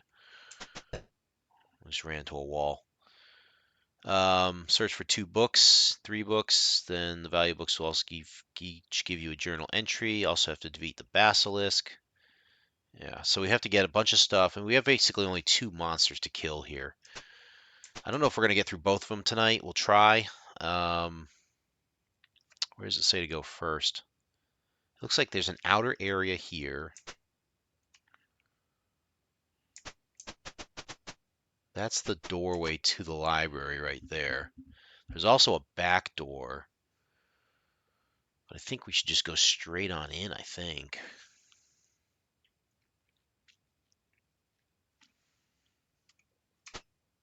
The door is locked. What do you do? I think here's where we got to use the knock spell. It says even strength 1800 or a high level thief are not good enough to bash or pick this door reliably. We could try it. See, it's still locked. Pick lock doesn't work. We're not high enough level for this, so we'll just use the knock spell. You see an empty room. The only feature is a series of frescoes on the walls of learned men and the heavenly patrons of art and learning. You get a feeling of peace. Ah. Okay.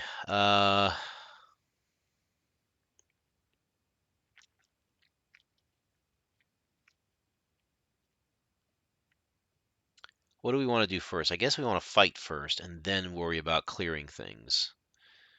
So the way this should work, I believe, is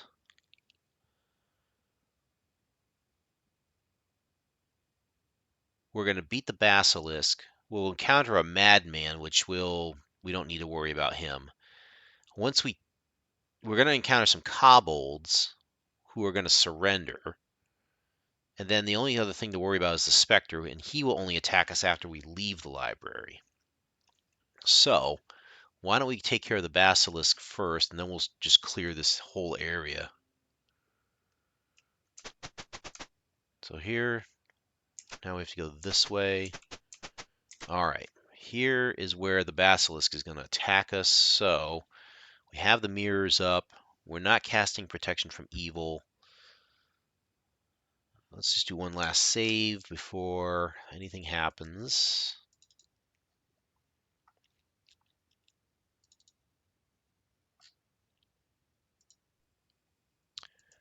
And do we want to try Bless? Do we want to try? Yeah, you know what? Let's try Bless. Oh, never mind.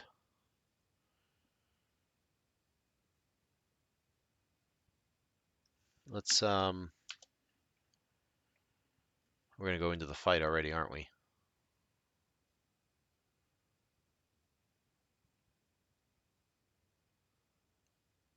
Ooh, you hear a hiss. As you look down, you suddenly see a dull brown reptilian monster.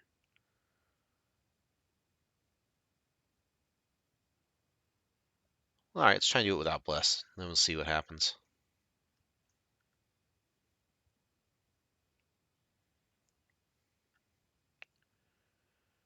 Um,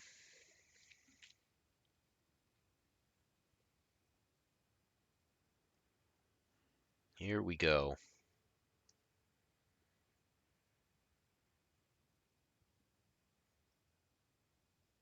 Multitasking. Oh.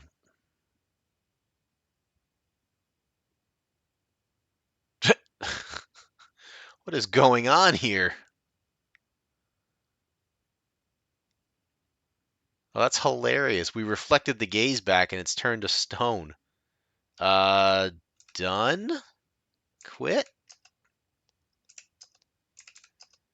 That is hilarious. All this effort to prepare.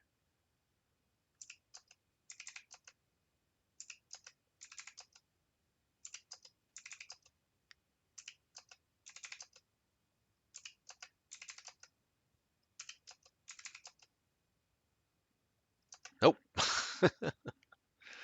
Well, that was easy. Jeez.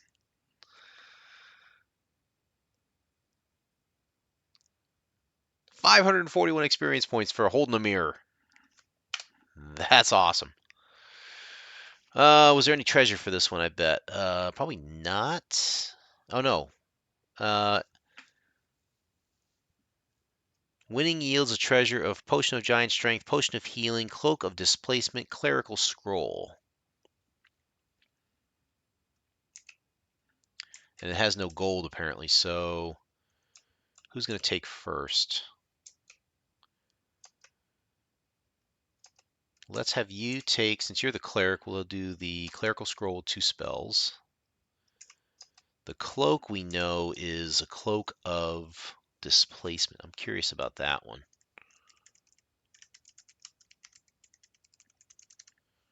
I am curious about what that is. Grants a saving throw bonus. Grants a -2 bonus to armor class. The first physical attack per combat will automatically miss against someone wearing this. This does not grant a bonus to saving throws as the tabletop version does. Interesting. Well, I know who's getting this. Um, Actually, Evandal should get this.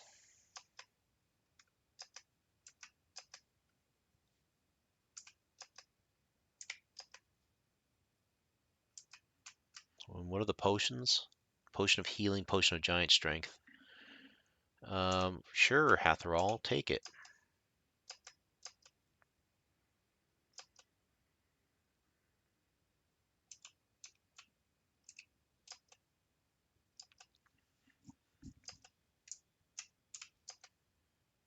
Not here.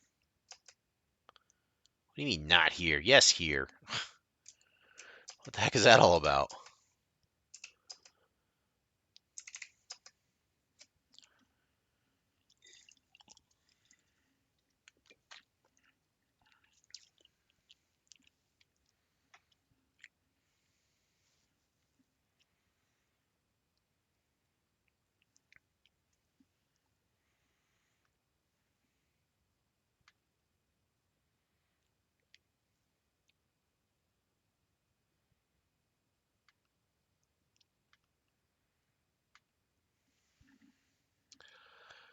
Okay. This is the rhetoric section. There are no books of interest in this section, but we encountered the basilisk. So let's go ahead and change everybody back around. Since we no longer need the mirror, put the shield back on.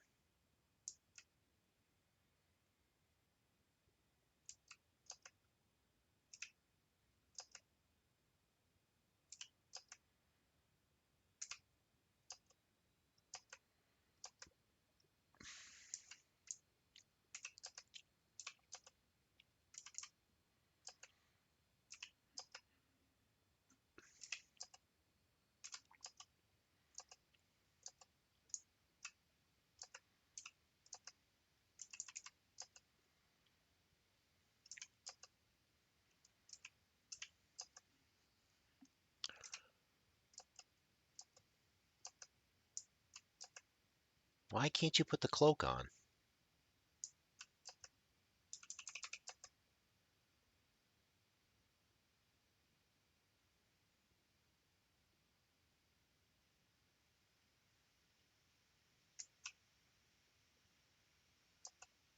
That's so weird. Why can't you do that?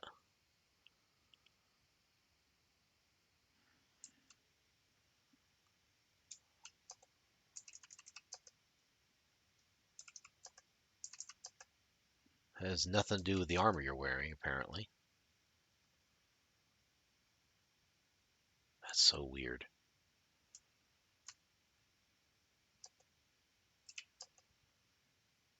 I wonder if I have to ID it first. Doesn't make any sense to do that, though.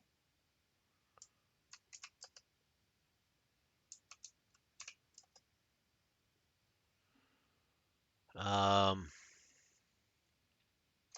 you're probably going to need to keep the sword and shield on because the Spectre later. So let's do that.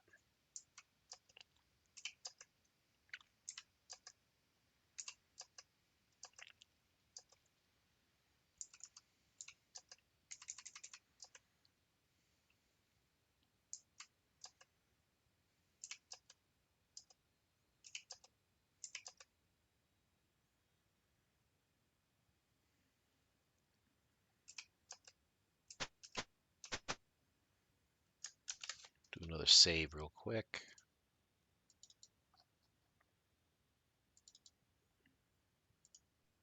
All right. Somehow, some way, I have to put that cloak on. I don't know how that's going to work, but we'll make it happen. If I have to put it on in battle, that doesn't make any sense, but doesn't. I don't understand that. The room over here is. Yeah, let's go to this room to the right.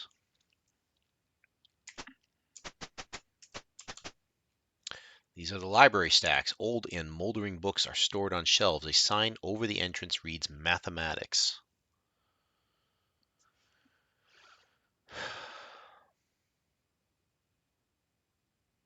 According to the guide here, this should be the history section, which is weird.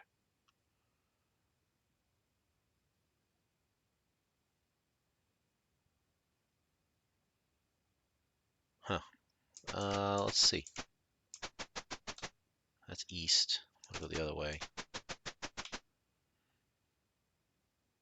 What the heck? I'm lost here. Hold on. No, I want to be here.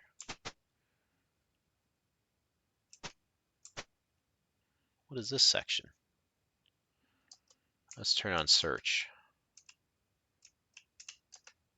As you search the room, you scan random books. You find essays on geometry, metamagical math, universal geometry, etc., but nothing useful. All right, so that's the math room. Well, that one's supposed to be... That's weird. Nope, that's the main entrance. Here, these are the library stacks. Old and moldering books are stored, blah, blah, blah. A sign over the entrance reads... Now it reads history. I could swear it said mathematics before. As you search the room, you scan random books. You find various books which are so filled with myth that you don't find anything useful. Ah, but there are valuable books in here. We know this.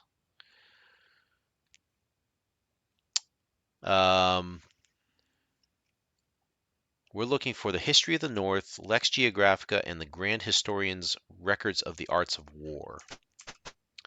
We have a 1 in 18 chance for each of these. You find Lex Geographica, an atlas drawn by Tomarus. It has a map of Flan, which, though old, could be useful. It becomes entry 37 in your journal. I believe I've already seen this one. Yes, that's the map actually I've been going by to work my way around the entire macro area. So, yes, we have that now. One book down. Yes, we take it. So now we know the Spectre's going to hit us. We'll search again. You find the Grand Historian's Records of the Arts of War. In it, you find a useful passage which you copy into your journal as entry 21. That says, look at that. A crumbling old book, one of a massive series. At this time, there ruling the Twisted Ones was a powerful general named Tyrant Thraxus. Zoom in on this a little.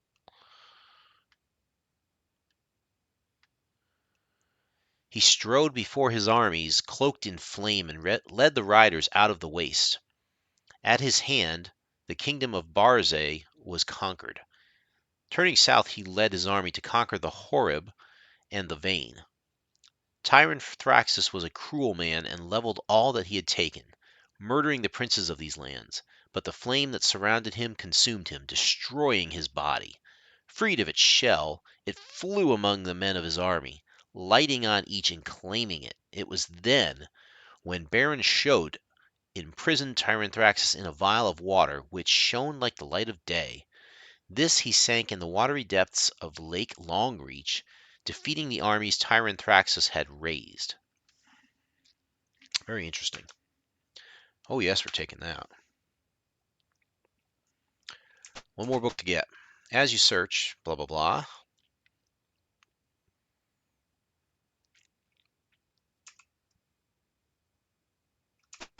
Keep searching for this.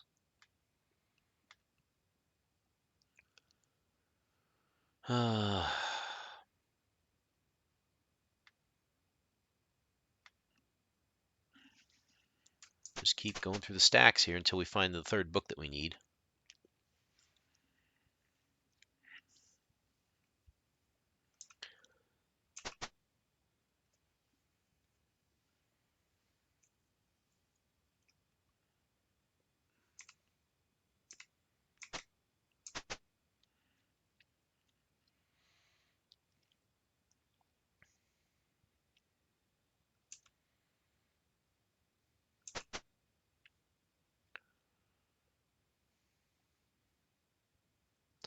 This might take a few moments. You just got to be patient for this one, I guess.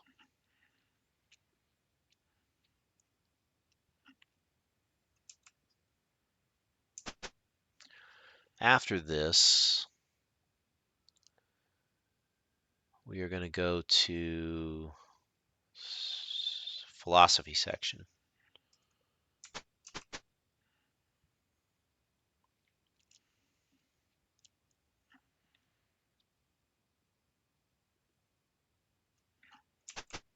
There's an area which was a garden that we're going to look at. I don't know if we need to do anything in this one. I don't see any reason to go into that room, so we'll avoid that one.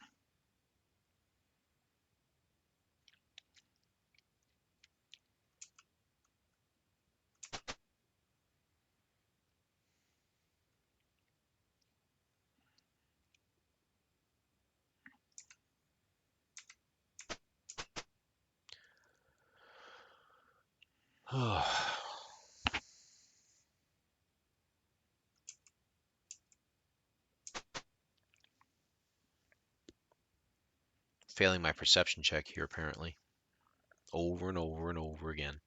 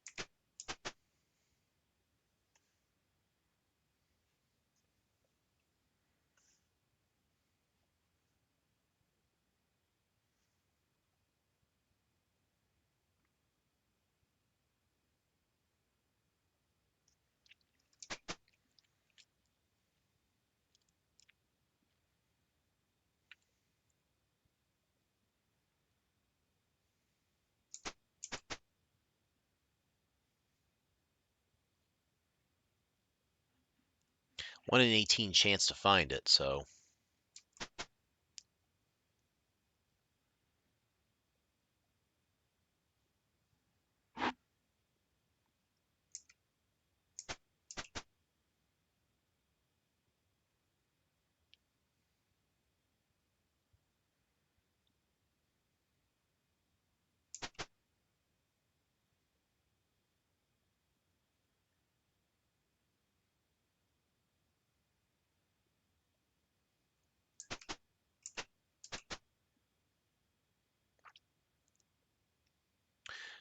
I'll give credit to the artist who designed this area. It does actually look like a library, shelves of books and stuff. I will give them great credit. I mean, it's kind of easy to design square-looking items on a shelf in this type of graphic environment, but still, I'll give them credit for making it actually look engaging enough.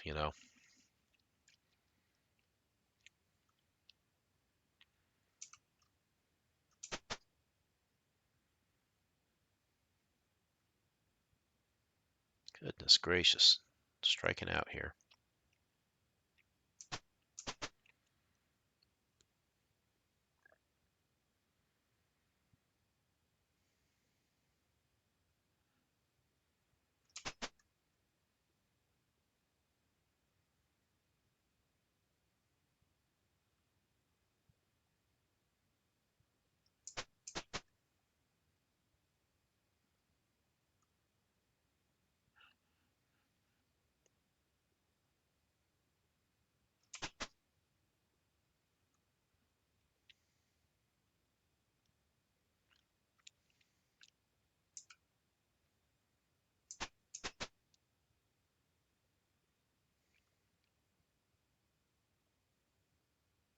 Engaging gameplay here, I must say.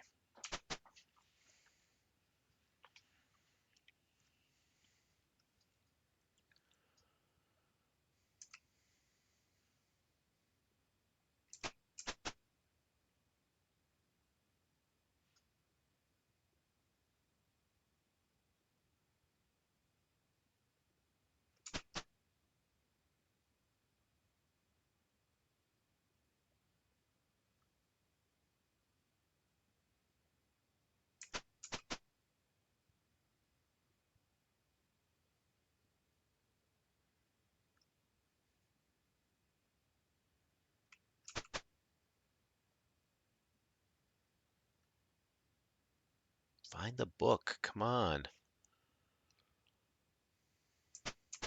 I want to get all of them if I can.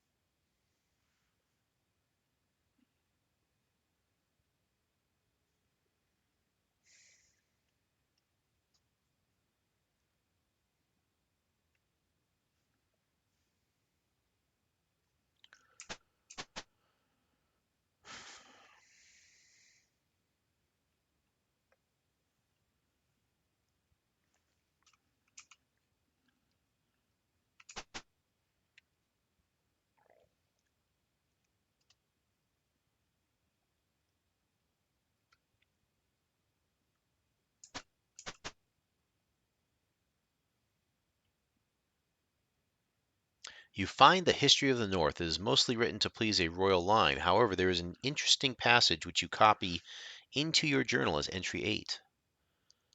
Let's go ahead and reveal that, shall we? A rugged, popular account of the northern lands.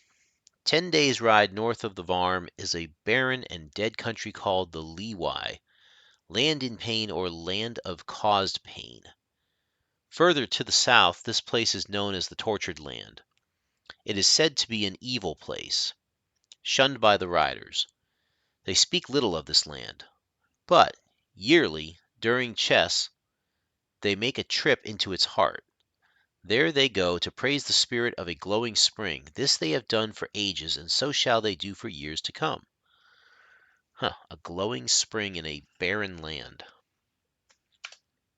We're definitely taking that book. All right, so we've cleared this one. That's great. I was beginning to think I was going to have to call it an evening because I was not getting anywhere with this. Yeah, we know we're going to search through these. We should just turn search off, I guess.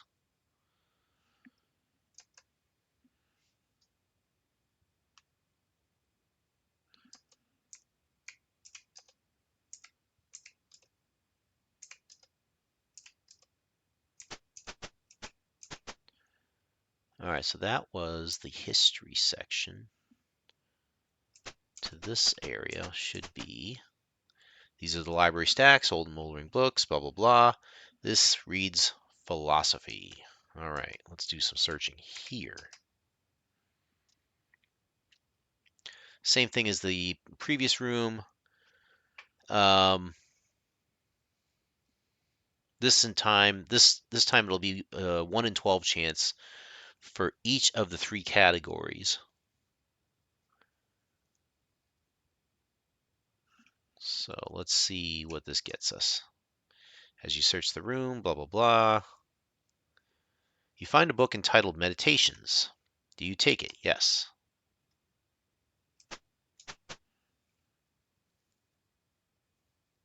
So that was one of the books. You find works on natural philosophy, blah, blah, blah. It's very boring. I think there's actually 1, 2, 3, 4, 5, 6, 7 books in here.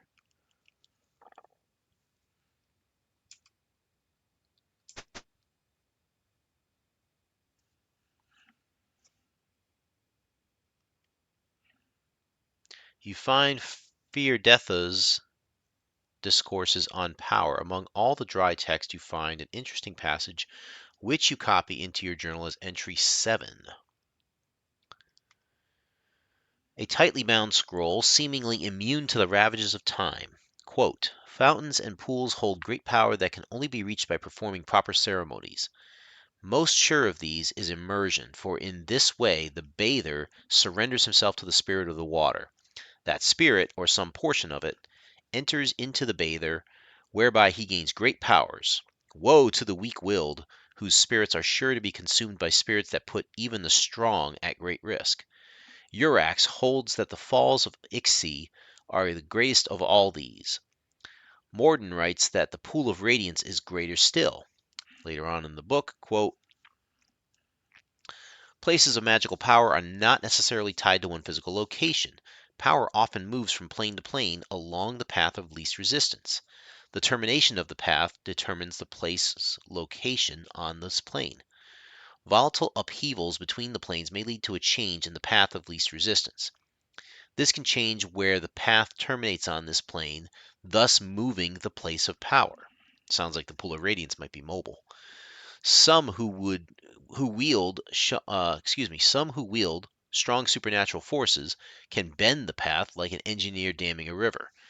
When the path is bent, it can terminate in a new location, moving the place of power on this plane. If the supernatural force that bent the path is removed, the path will snap back to its original form, and the place of power will return to its original location. Such disruption can have violent and unpredictable results. Thus, interplanar upheavals and directed supernatural forces may hold the answer to the seemingly ever-changing location of places of power, such as the pool of radiance. Very interesting. Okay, so that's 2 out of 7, I believe.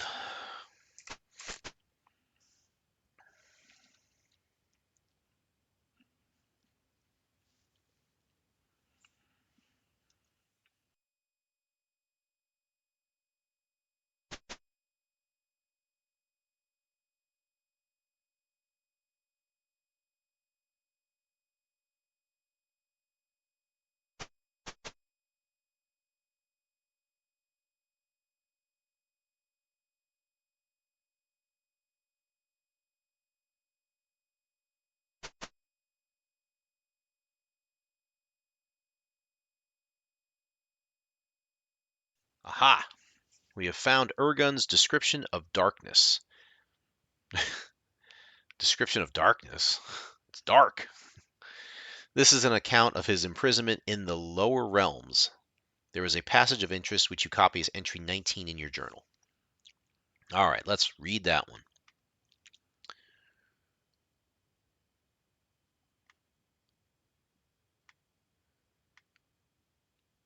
A black-bound tome written in a strange, halting hand.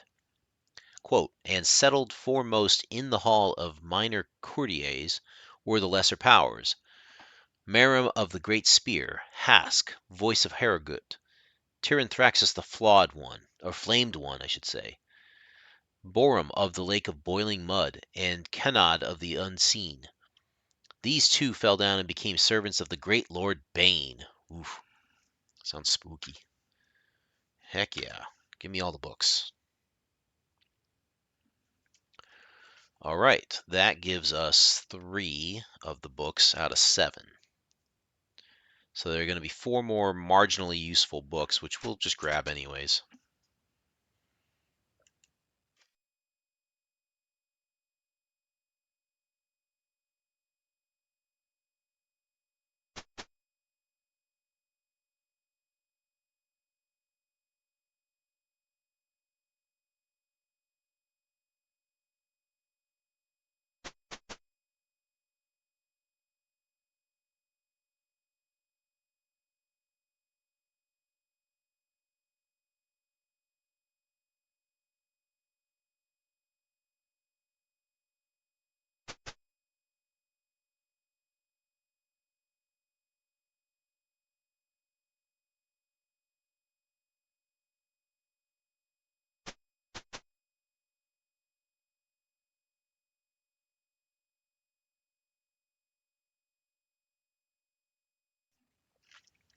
All right, we found a book entitled The Harmony of the Rock. That's number 2, 3 left.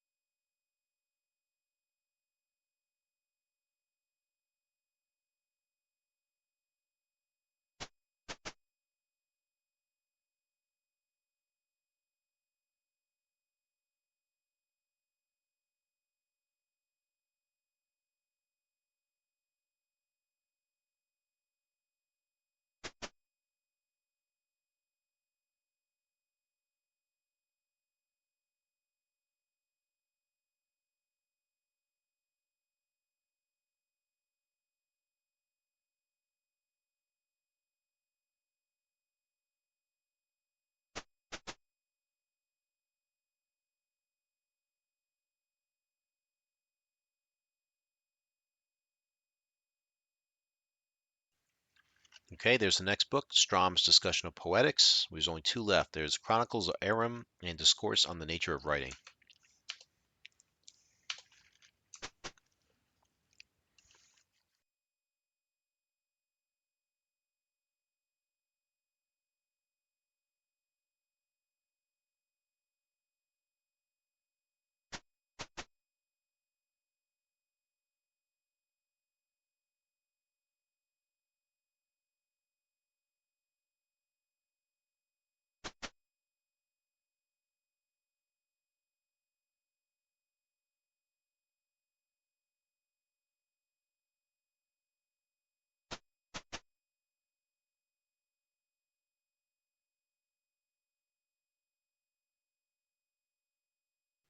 Okay, 1 more book to go.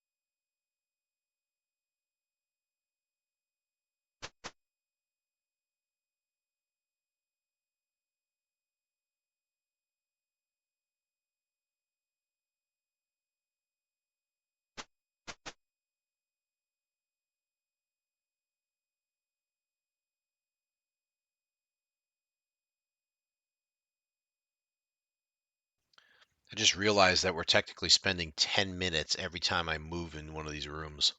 So we've spent hours in game time searching for these books.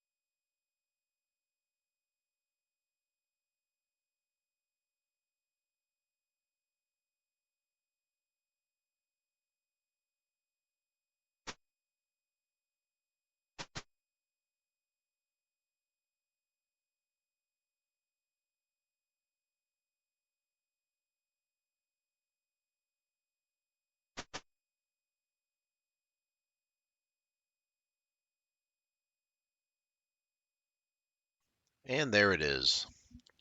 The book entitled Discourse on the Nature of Writing. We'll take that. Okay. Turn off search. Where are we at now? Okay, so we did that.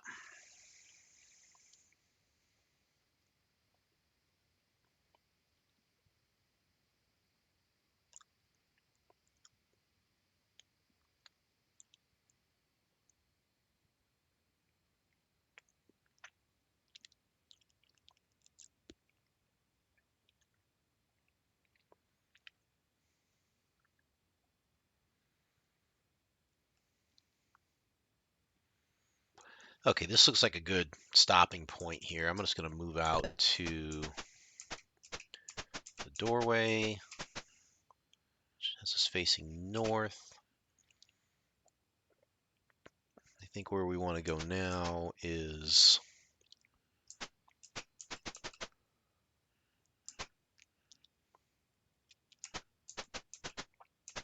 this way.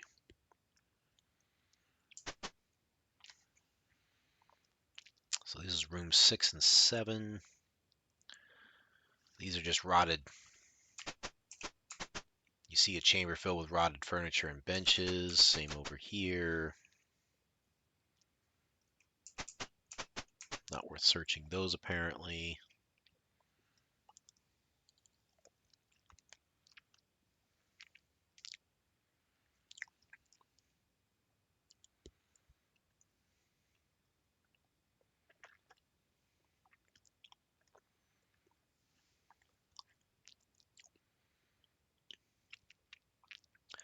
All right, so the next rooms after this, let's see.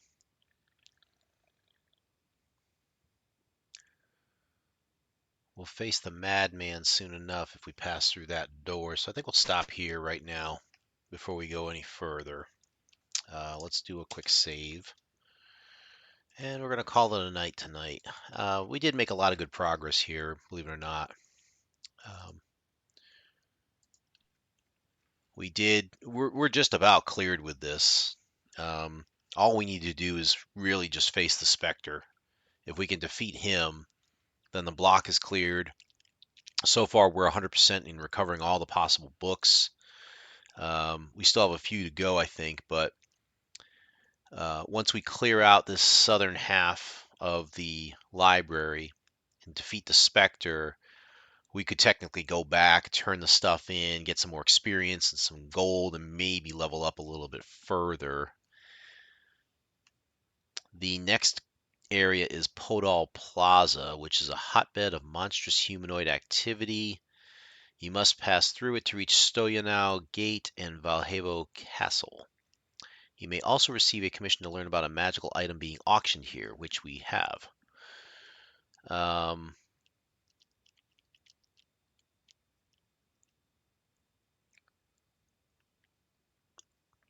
that's going to be an interesting one.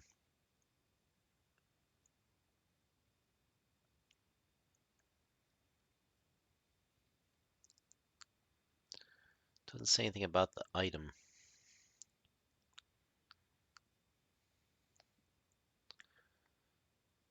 A wand or a staff, huh?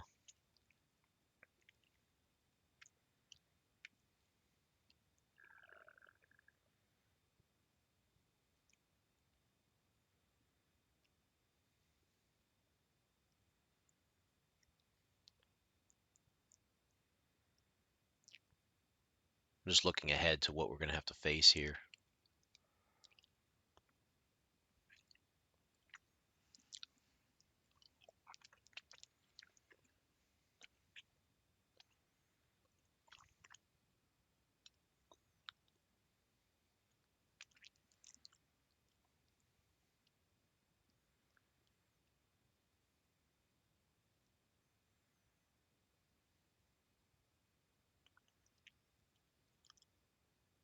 Yeah, it looks like this is pretty detailed from what I can see.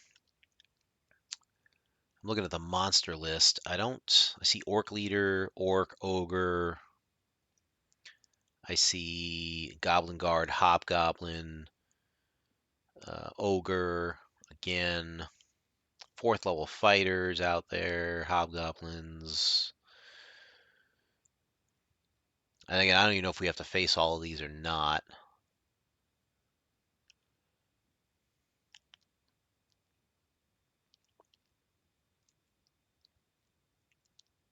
I'm gonna take some time to actually read this one in depth because there's a lot going on here. And I want to make sure I get not only the mission completed for completing Podol Plaza, which we're close to doing, but I also want to make sure that we get the maximum possible, whether it's XP, gold, treasure, whatever. So this is a good place. We've stopped, we've saved it. Gonna call it here tonight. Thanks everybody for joining me tonight, especially for demoing the Dark Tower, which I'm happy to say is working. Tomorrow night it's going to be really exciting. We're going to do covert action. I'm going to enjoy it personally because I love playing that game. Even today, it was great back in the day. I was hooked on it the moment I played it, and I enjoy it even to this day. So um, looking forward to sharing that one with everybody and making that an ongoing series, like I think I might do. So anyway, take care of yourselves, take care of each other, everybody. Finish out the rest of the week strong. Fins up, bubbles up. Jimmy Buffett always says. And catch you tomorrow night. Some spy action going on. So take care of yourselves, guys. Have a good night.